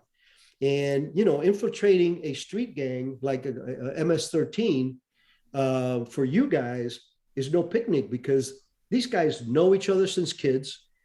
They hold that a fear of death over them. Oh yeah. And very few of them, as you know, will turn on the MS-13 because they know that they will kill them eventually. So all that comes into play when you're playing that particular game. Okay. So you're in the office when this happens. Yep. I was standing in front of Kofor Black, who was my boss at the time and a dear friend in his office. He was the director of CTC. And first plane hits the building. And we watched that. They had a big TV outside of his office. But none of us thought what it was. Right. Because you look up, all of a sudden this is happening. It looked like a small plane hitting a building in New York. And like I mentioned earlier, one of the things in the agency was that in CTC was that we had a representative from just about every single federal agency out there, and we including an FAA guy. And he came out and he looked me up, and I was cops. He says, "Say, sir, we have a problem." And I said, "What's that?" He goes, "We have 4 aircraft that have turned on their transponders, emergency transponders, and none of them are answering the call." Oh boy. And right about that moment, it wasn't even half a minute later, boom, the second plane hit the building. And my first action was the chief of staff for Kofor chief of staff was like 5 yards from me. I called him over and I go, "I need you to send a cable to every CIA station in the world and tell them 2 things. Start working intelligence on this particular thing, hit all your sources wherever you're at, and number 2, watch your 6, because this is a declaration of war." Right. So we all know where we were at. You know, the CIA, like most federal buildings, were evacuated. The theory was there were 4 planes, 2 went into New York Twin Towers, so they hit our economic center. 1 went into the Pentagon, so they hit our military center. And that 4th airplane, was it going to the Capitol building and taking out our congressman, or was it going into CIA and taking out our intelligence gathering capability? Well, guess what we were betting on, right? Sure. So the director of the CIA at the time, George Tenet, declared that the building had to be evacuated, just like every other federal building was being evacuated. CTC did not evacuate. Kofor Black came out and says, "Anybody that needs to go home, go home. Anybody who's got children you got to worry about, Sure. go home. No penalty there. I'm staying." And of course, I'm there too. And hey, I'm staying. And it was really refreshing, the inordinate amount of people that stayed behind to continue what we were supposed to do. And yeah, I didn't go home for 3 days. I slept in my office and I showered in the gym for 3 days until I just couldn't take it anymore. And I had to go home and change clothes, if nothing else, get a decent meal. So it was a world-changing event, a life-changing event for all of us. Absolutely. Now, one of the stories in the book that I found very touching was the woman that was like 8 months pregnant. Yeah. Could you kind of touch on that? That's a great story. Gladly. I mean, as you know from reading my book, it's not an I, me book. I try to give every example that I can. You know, the lady in that Latin American country that she had a real bad guy that she had to tell that, you know, "I'm not paying you anymore," all these kind of things. But this lady in particular, Christy, was the deputy chief of our Hezbollah branch. And as you probably know from being a reader, you know, until 9/11, Hezbollah had killed more Americans than any other terrorist group. I think it's 240 something, Yeah. because of the embassy and the Marine barracks bombings in Beirut, which was Hezbollah carried out, and a couple of other smaller, but still like, kidnappings and assassinations Hmm. that they did against us. And so it's about 7 o'clock at night. I've been running, hair on fire, eating a sandwich as I walk from office to office. And I'm walking back to my office, and here's Christy at a desk on the computer looking at stuff. And she's 7 or 8 months pregnant. So I walked up to her and I said, "What the hell are you doing?" She goes, "Well, we want to make sure that it wasn't Hezbollah because everybody's focusing on Al Qaeda. But what if they worked at it together or something? We have to know." And I said, "Christy, I have delivered 2 kids in my life. None of them were mine, and I ain't about to deliver a third." So she got a little effy with me, but she saluted, and I had one of my logistics guys take her home. And the reason that story is so important to me, and it really crystallized when I saw her several years later, because we lost touch after, Hmm. we all go our different ways. And she told me, says, Chief, every time my daughter has a birthday, I think of you. Ah. The old, what was I thinking? And that's the point, that you are so, and this is why the book is so important to me and why I wrote it, because I want people to understand the quality of people that we have in the agency. And what better example than a mama bear who's pregnant and doesn't get out of harm's way because she has a vocation and a mission to accomplish. If you can override that maternal instinct of Right. protecting the kid, how else can you explain loyalty and duty and devotion to the mission? Wow. That's I Yeah, I remember reading that, and I got the audio book, and I remember I was in the gym, I was doing the bench press, and I was just like, "Oh my God." It's just like that is what struck me was, like you said, a mother's instinct to protect their children is unbelievable. There's no way you want to fight with Mama Bear, Exactly. and just like you said, that amount of devotion, and just it's a vocation, and just it's mind blowing. I think, and it's just I just love that story. That was great. Now, along the lines of 9/11 again, you know, we don't have, or you didn't have, a crystal ball, to see in the future and all that kind of stuff. But communication between the FBI and the CIA before 9/11, then post 9/11, how much of that changed and could have been helpful, Excellent I guess? question, and that's almost like a softball. Yeah. There's a lot of talk out there about FBI not talking to CIA and CIA not talking to the FBI. Mm-hmm. Remember when I said that the agents, that CTC has representation from every single federal agency? Well, I'll go a step further. CTC front office was 4 people.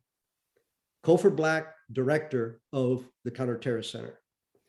Ben Bonk, the deputy of the Terrorism Center, an analyst. The third, yours truly, Ric Prado, chief of operations. And the fourth, Ed, I won't mention his last name, Okay. a SCS level FBI agent. That has always been the setup. They have access to all our traffic. They are polygraphed. I mean, they're completely integrated for 2 years, sometimes longer, in that particular job. But what was happening at the time, just before 9/11, was we were getting a lot of chatter. And you guys are a little bit aware of this. You start getting that street talk where all Sure. your assets say, "Hey, there's a new guy in town," or there's something. But you can't just immediately go and say, "Oh, this is what it is." So we knew that there was something going on. The communications were at an all-time high. Keywords that we knew that were being used that meant something associated with violence in most cases. Um, the pace of people that we had under surveillance, through whether by ourselves or through our liaison counterparts overseas, all this was going on. We knew that something was happening and that Al Qaeda was planning something big. We believed, we feared that it was a hit on the United States, because we knew that they wanted to do something spectacular, and Pearl Harbor was spectacular, right? Right. So that was the chatter that we were seeing, but we didn't know exactly what it was going to be. I know in the book, I believe you guys, like you said, you had your finger on the pulse, and there's this chatter, but a bunch of funding got cut by the Clinton administration for terrorism. Yeah, it goes even beyond that. The Clinton phenomena there. I started the Bin Laden task force, as you know from the book. Hmm. When I came out of Seoul, Korea, I got my GS-15, which is our colonel rank, and I was chief of the Palestinian branch in CTC. When I got called up by a chief of ops and said, "Hey, look, your name was raised to be the deputy chief of station of the Osama bin Laden task force." And I didn't know much about at all about bin Laden, but anyway, it was an education.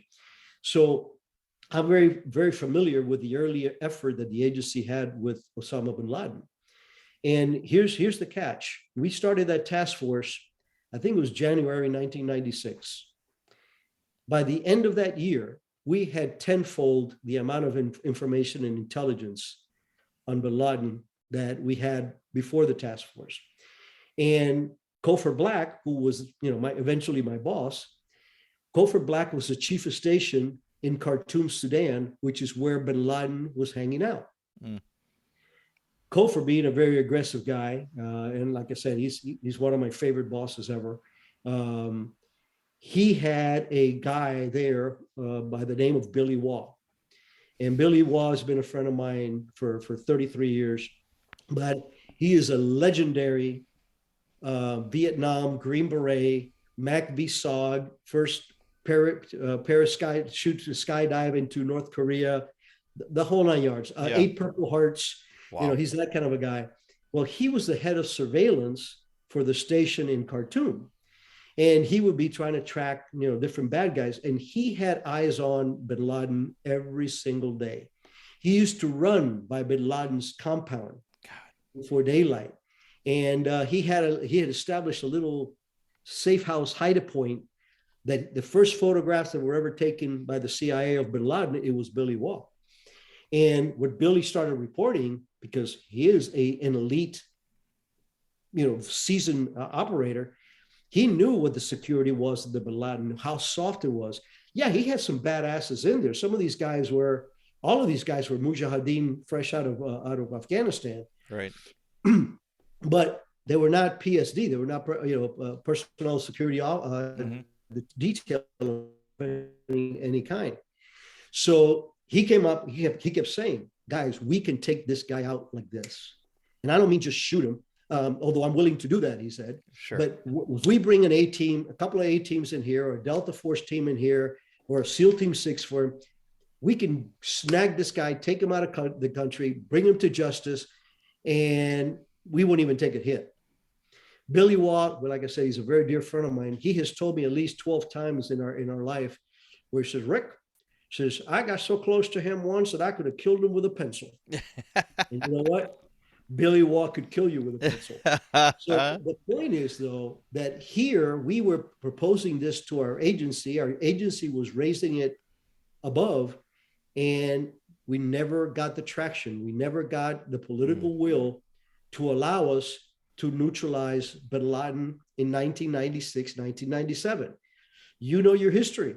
If bin Laden had not been around after 1997, the attack on the ship, the Cole, right, probably would have happened. Our 2 embassies in Africa that were simultaneously blown to bits, and we lost thousands of people there, and hundreds of, just a bunch of Americans. I mean, the U.S. Embassy. The damage was incredible. And maybe even 9/11 would have happened. So, yes, true. We all benefit from the magic of 2020 hindsight. right. But there was no doubt in our minds, and we had intelligence and even satellite proof that this guy was fomenting terrorism, putting up terrorist camps, and running terrorist camps. Against who? If it isn't us and the Western powers and the Israelis. So, yeah, that would have been a life change, just like 9/11 was a life-changing experience. capturing and bringing him to justice, or just having Billy Yeah. kill him with a pencil, we may not have these problems. It would have been a history changing event. Wow. You know, yeah, I mean, not, it just, I'm thinking to myself, if I'm Bill Clinton and if I had these professionals telling me this guy needs to go away, or at least, brought to justice, or if not, just taken out, and you not doing it and you see what happens, how do you live with yourself? I don't know how you could. But that's why I'm not a politician. Yeah, it's a dirty business and I don't want any part of it, that's for sure. Absolutely. Okay. Now let's talk a little bit about the book, Black Ops. Why write it? And is there a sequel? Is there going to be another one? Well, first of all, the reason I wrote the book is because I know what a bad reputation my agency has in the average American. I'm not talking about, police officers Sure. understand us a little better, and there's people in the community that understand us. There's educated people that understand us. But, unfortunately, the present umpteen generations, they learn from TV. I mean, this Yeah. is why you see guys on TV doing this with a gun, because, Yeah. hey, they Yeah, have a the gun to Charlie's stand on, right? Angels So we pose. learn history, we learn tactics, we learn all kinds of things from Hollywood. So the impression that most people have is that CIA guys and gals are double dealing, treacherous, drug using, drug selling, traitors, doing illegal operations that only the CIA knows is going on and Congress doesn't know, which is, this is all fallacy. But more importantly, I go back to the people in the building. These are quiet professionals. Even though we're a militaristic kind of agency, the badge of a GS-10 and the badge of an SIS-2, like I was, is exactly the same. In the military, I had my jump wings and I had my scuba badge and I had my Sure. medals and I had my rank. That's visible. We don't even have that. We are a very quiet professional organization. And what I wanted to do, and what I think that the sales of the book and in making the top 10 in the New York Times bestselling list, is the fact that we as an agency do a mission that is no less important, no less sexy, no less dangerous than what you see in Hollywood, but it's nothing like what you see in Hollywood. Right. And to me, that was important. But most importantly was, I didn't want my grandkids not to have at least a balancing of information, so they could say, so what did grandpa do during the war? What Hmm. did dad do during the war? So that was the purpose for the book. As far as the sequel, this is a lot of work. Yeah, It's it a sure lot of is. work to write it. And it's a lot of work, in my case, to clear it through CIA. My book is fully Right. cleared with CIA. That took 6 months of sparring. Sure. But I think that they understood what my purpose was, and they were very, as you saw from the book, they let me talk about a lot of things. Yeah, they sure did. So yeah, I don't think there's a sequel in there. There's a lot more that I could write about, but those things are not ready to be declassified yet. See, I I'm thought, 71 years old, so 10 years from now, they did this. I want to be tackling a book at 82. I right. don't think so. Well, it's funny because reading this book, like I said, I got the audio. It's a very long book. That's a thick book. You could easily split that up into two. Yeah, but remember, the purpose wasn't notoriety. The Hmm. purpose wasn't financial. And I know book writers don't, most of them don't write for financial reasons. I mean, there's not that much money in booking Right, in right. the book industry. But for me, what I wanted was that left hook right across, that one time you get it, you go, oh, shoot. Now I understand what these people do. Okay. Now I understand the kind of people that they are. So, do you think this book has changed anything? I think that it will. I Okay. have had an inordinate amount. Like I said, the book is made the top 10 bestseller list. But the feedback that I get from the social media, I get I get dozens of people a day, a week, that say, "Hey, by the way, loved your book. I've really learned a lot." And some even say, I bought a second book so I could give it to my son or give it to my daughter. And that to me is it's very important. I've had 3 college professors that have the book now as required, well, recommended reading, not required reading, recommended reading in their geopolitical and intelligence courses that they give in places like Penn State, Cool. Georgetown University, and George Mason University, See, to name just the 3 of them. I was just gonna say, So I think it should be required reading for high schoolers. I really I do. would love to hear that. I would love to hear that. I would love that to happen because, like I said, there's no braggadocio in the book. Everything is real. I talk a lot about my bosses, the kind of people that they are, the kind of leadership. So there's leadership things in the book. There's operational things in the book. Hmm. There's also a lot of anti-communist um, knowledge, how Right. dangerous communism is, and we're seeing it right now again with the Ukrainians Oh yeah. situation, with the Russians and the Chinese owning half the world. Yeah. These are all viable, but thank you. I do agree that that's the idea of the book. So, To do make you a think writing difference. the book changed you at all? Yes, it has. Obviously, for the better. I've learned a lot. I like growing. I've reinvented Hmm. myself several times in my life. Um, you know, never in my mind did they had the word author next to my name, imagine, or much less best-selling author. Um, but it gave me a lot of time to introspection as I am cobbling my memories, going through my memories. This is the first time that I realized what clicked to me. And what I realized that God put me in this path, but he also put me in a life that was going to forge my mettle along the way to be who I became. And Yeah. most importantly, even though I adored him from day one and he was always my hero, but it even deepened my admiration for my father because the courage to take your only child and put him in an airplane to go to Yeah. a country that you may not be able to ever visit, Wow.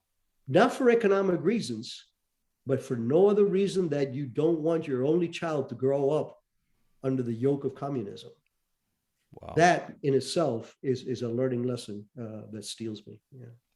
So, with your knowledge, and you have a larger knowledge base than the average Joe or Jane that's out there, what do you think is one of the biggest or the biggest threats to our country right now? Well, first of all, you got to understand that terrorism is alive and well. A lot of people say, well, we took the U.S. government took their eyes off of Russia and China and Iran because of terrorism. No, that is not true. We still chase that target. We still maintain that target. The priorities had to change because from your departments, you all have priorities where your limited resources go to. That's right.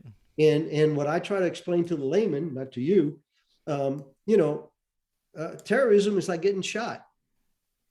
If you're not aware, you're going to get shot, and if you get shot, you better be able to do something self-help and help get yourself to stay in the fight. Yep. All these kind of things. Communism is like a cancer.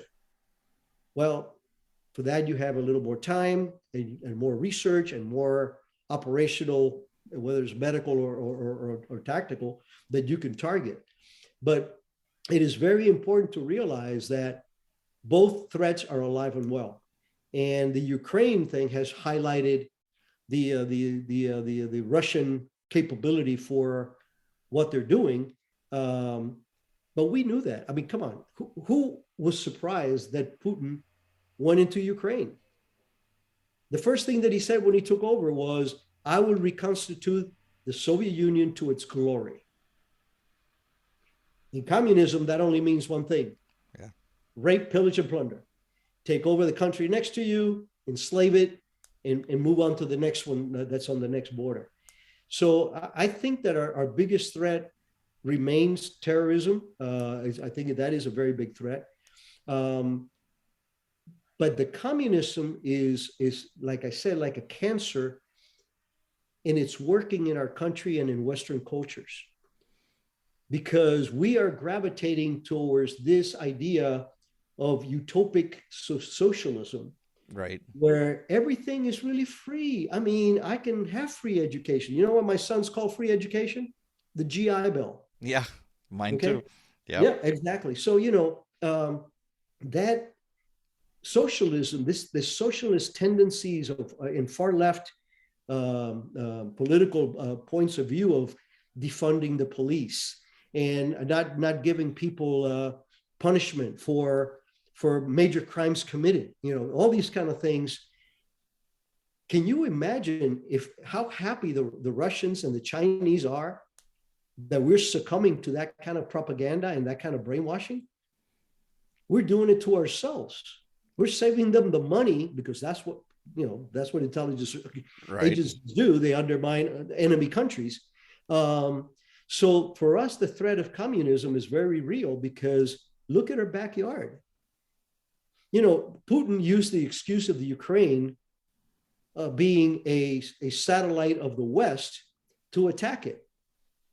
Well, Cuba has been a satellite of the Soviet Union, Russia, and even China for 62 years, Right. and it's 90 miles from my house. Yep.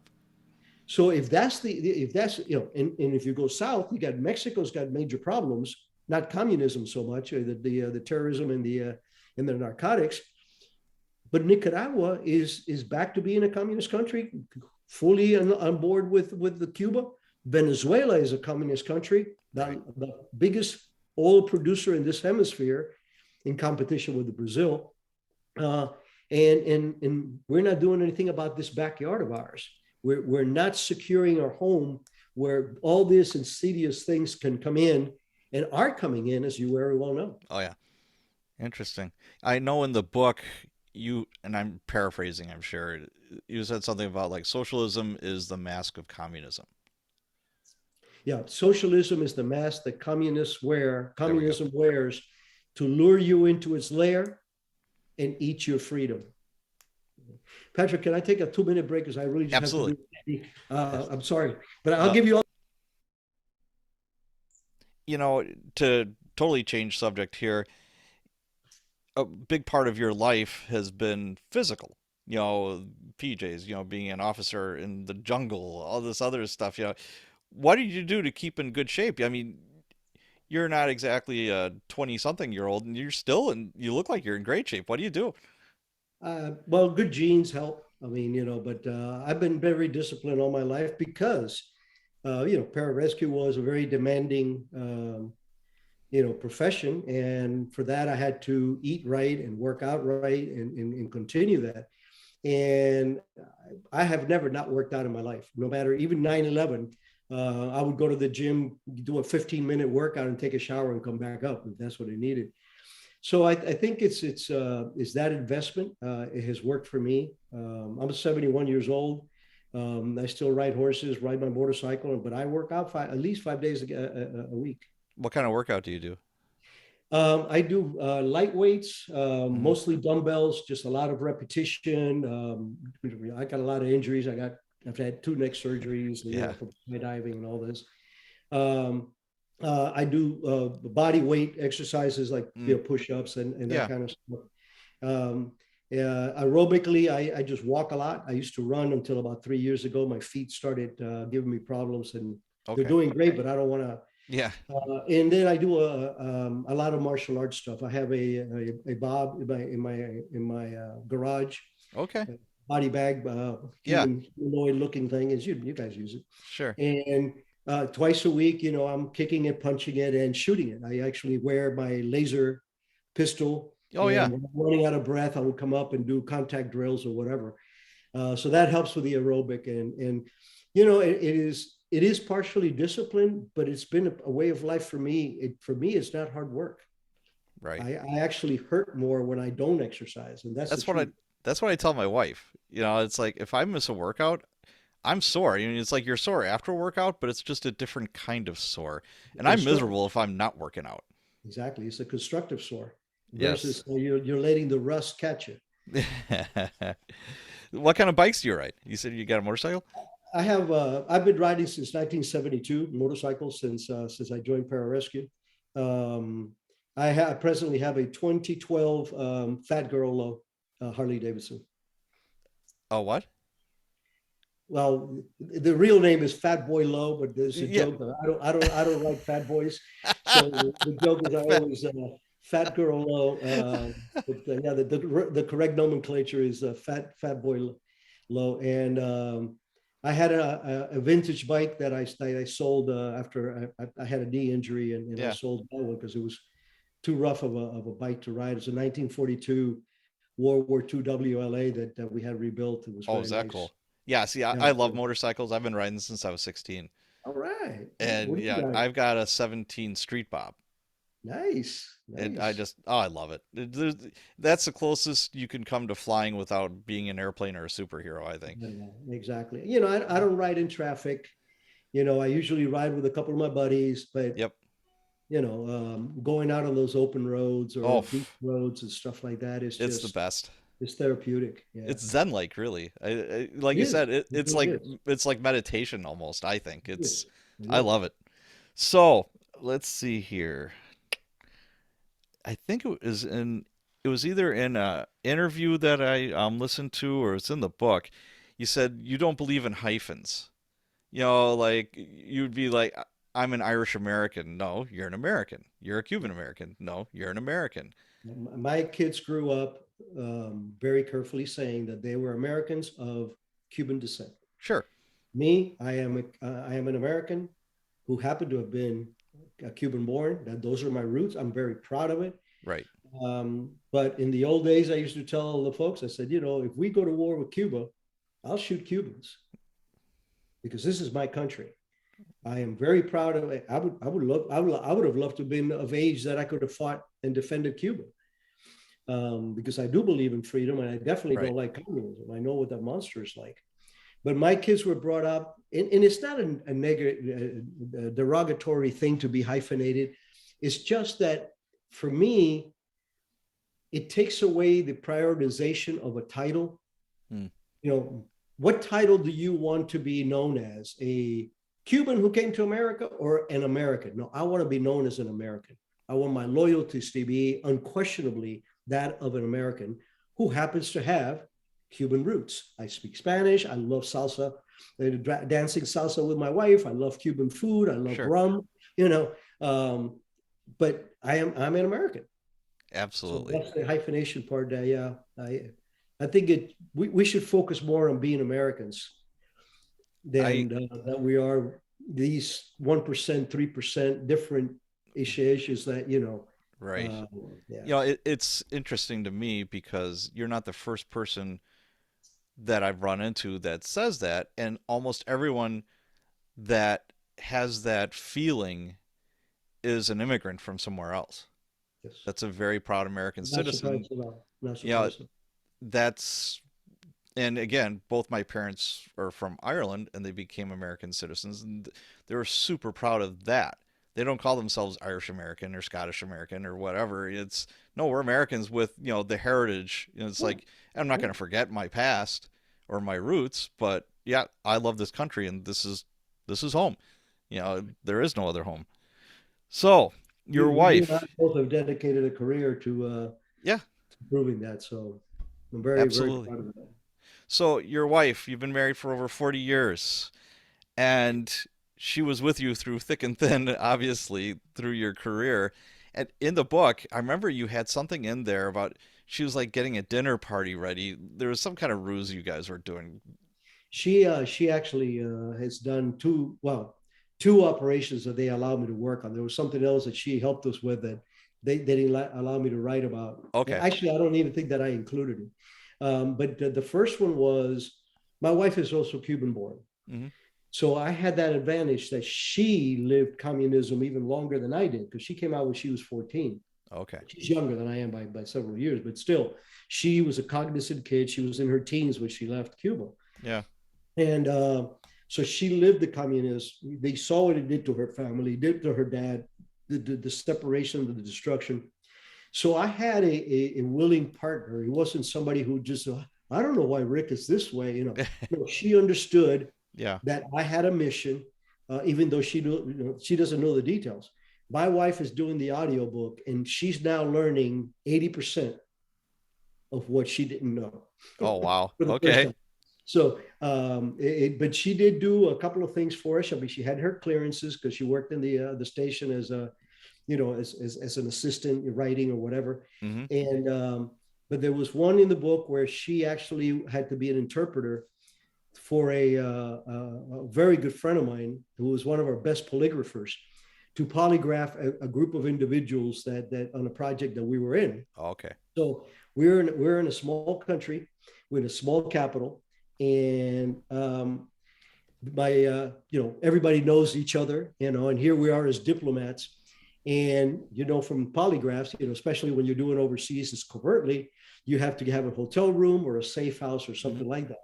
Well, my really good friend Craig, who is the best polygrapher the agency ever had, um, he was a former police officer.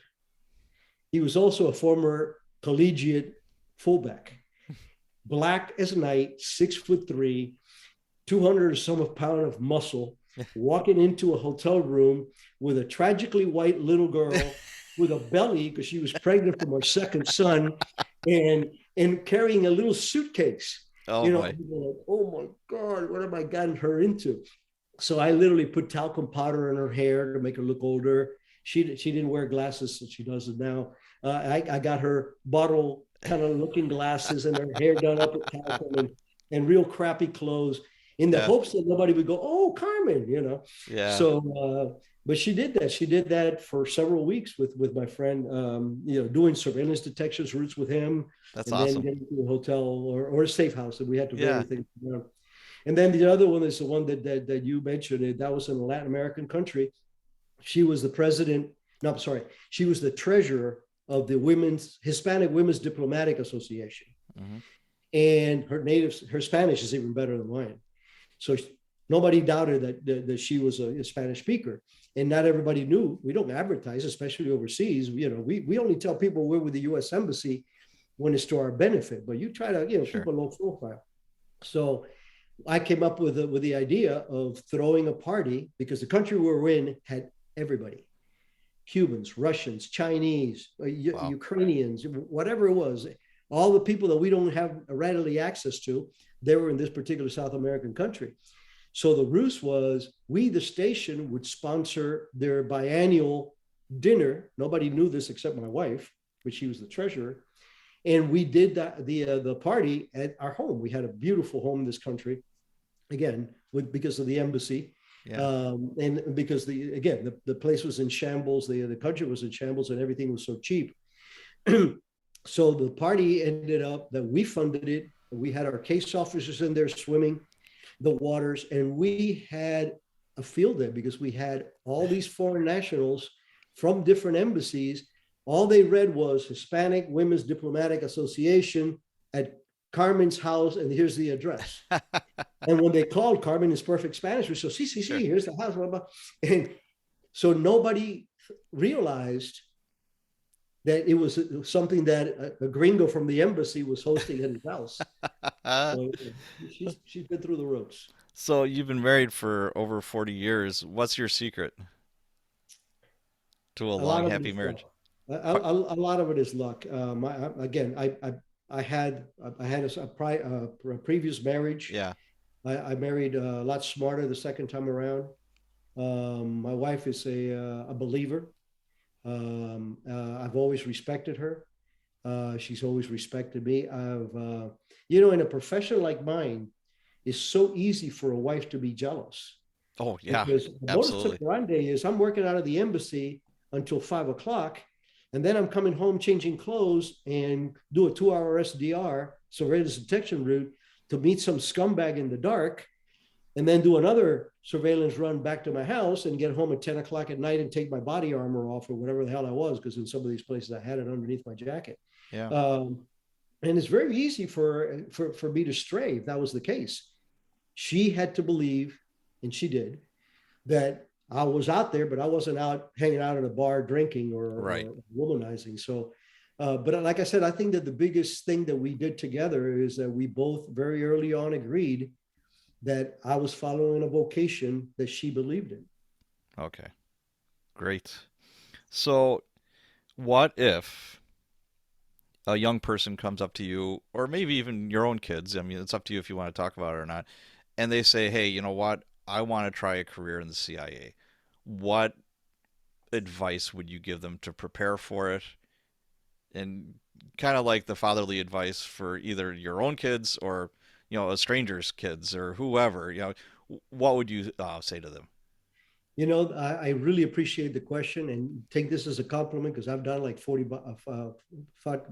casts by now, podcasts. It's the first time this question has been asked. And I am very proud of the fact that I have been mentoring from our soft communities to college kids to whoever, anybody that wants to talk about being in the agency. I will go out of my way to do so. What I would tell them, first of all, you need to have an education. You cannot be an operations officer or an analyst in CIA or in the intel community writ large unless you have at least a 4-year degree in something. Now, the problem is, as you know, from selection of a lot of people want to be cops, but not everybody makes the cut, right? Right, right. Same thing with the agents. There's a lot of people that want to join CIA or State Department. Um, so you got to make yourself more compatible, and which is goes to the root of your question. Um, Getting a good education to start with, but not social sciences and underwater basket weaving, uh, make it something substantive that will help you become more knowledgeable of worldliness, in international affairs, geopolitical Mm, classes. My major at George Mason University, the title of my whole major was intercultural conflicts. mm. I all my classes were finding out how people piss each other off and why, whether it's religion. I had heavy on religion, heavy on geopolitics, geography, history. Um, the second thing, and probably is as important or even more so, pick up a second language as early as you can. Okay. The agency has a theory, which I totally agree with, that when you have mastered or conquered or at least dabbled in a second language, you can learn a third language a lot easier. Um, and again, we cannot send our people overseas. We're an international organization. We cannot send people overseas without speaking the language of that country to a certain level. Sure. So if you have French, or if you have Italian, or if you have Spanish, forget it if you have Chinese or Russian or something, or the Hmm. other ones even more, or Arabic, which are a lot more difficult. But the idea is, even if it's just to get a one or a two in a particular language or a couple of languages, that's a big plus for getting into the agency. Uh, I cannot in my advice without saying that the military is always a very viable addition to Mm. your resume. It shows maturity. We do not hire 24-year-old kids, right? You graduate from college, you're 24 years old, you're smart as heck, you had a 5 point something average, whatever. You don't know anything about the world, Right. and if you're really, really good at having the languages, we may bring you in, but on a probationary kind of thing and see Hmm. how you work inside and that kind of stuff. So the military affords you a couple of things. First of all, it gives you secret clearances. Number two, it gives you a discipline and an understanding that there's things that are called orders and that they need to be listened to, which is Right. an anomaly in the civilian world. It's funny because both my sons, not my daughter, because she's smarter than all of them, but than all of us, but our two sons, both when they went off to school and stuff, they would come back and go, "Dad, I thought you guys were normal."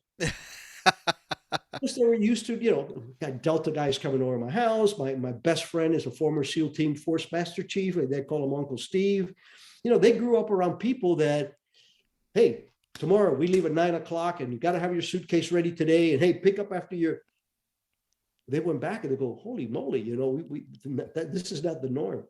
So we really got a kick out of that with the family that we had this different perspective on things, Sure. and it really helped them. All right. See, I'll ask you this next question, and I reserve this for the thinkers, the deep thinkers, and I think you're a deep thinker.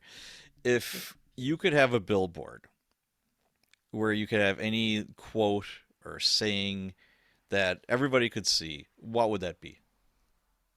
Wow, that is an excellent question.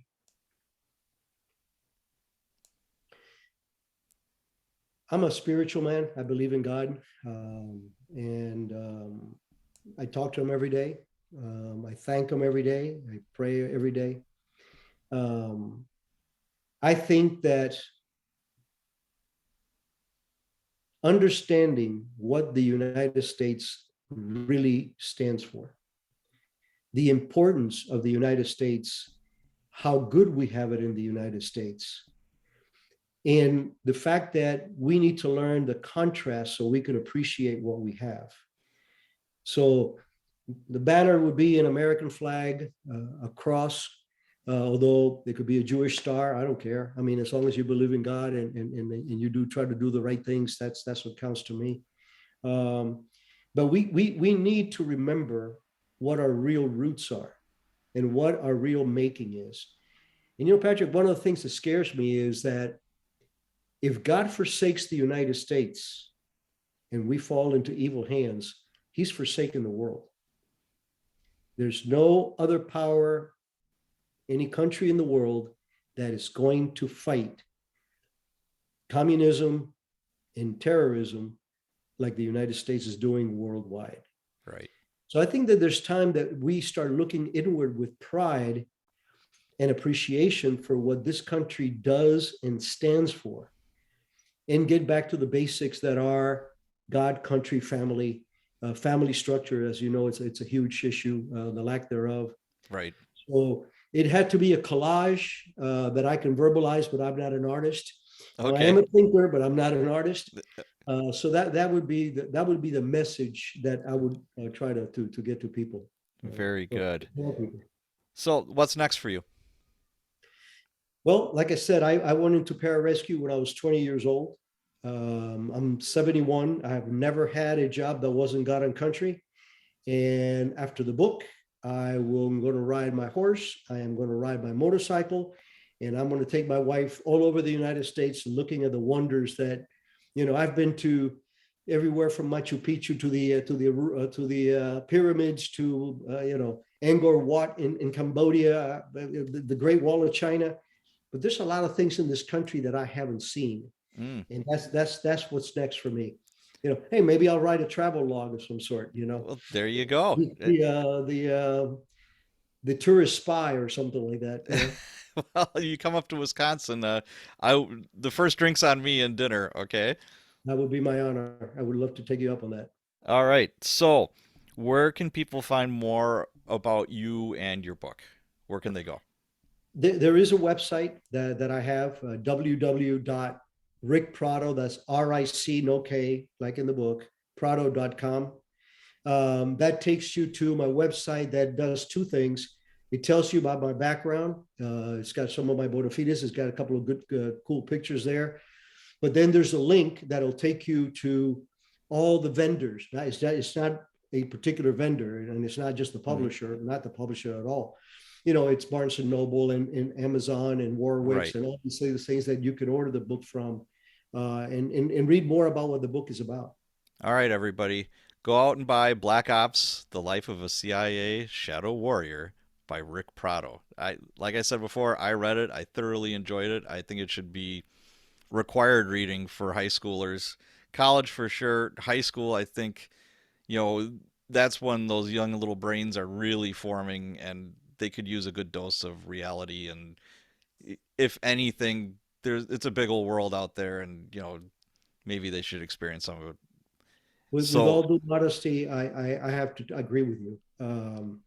That book, I think the popularity of it is that the people that start reading it um, start realizing that there's several messages there: duty to country, the responsibility of being a foreign national in this country, the idea, the pride of being an American, communism, all these things that are in there. So thank you. That's a huge compliment because that was the purpose for the book, to educate. okay, well, thank you so much for joining us today. I know we kind of ran over time like I usually do, but thank you so much for that. Thank you for everything, and hopefully we could have a cigar and a drink sometime. I do both. Okay.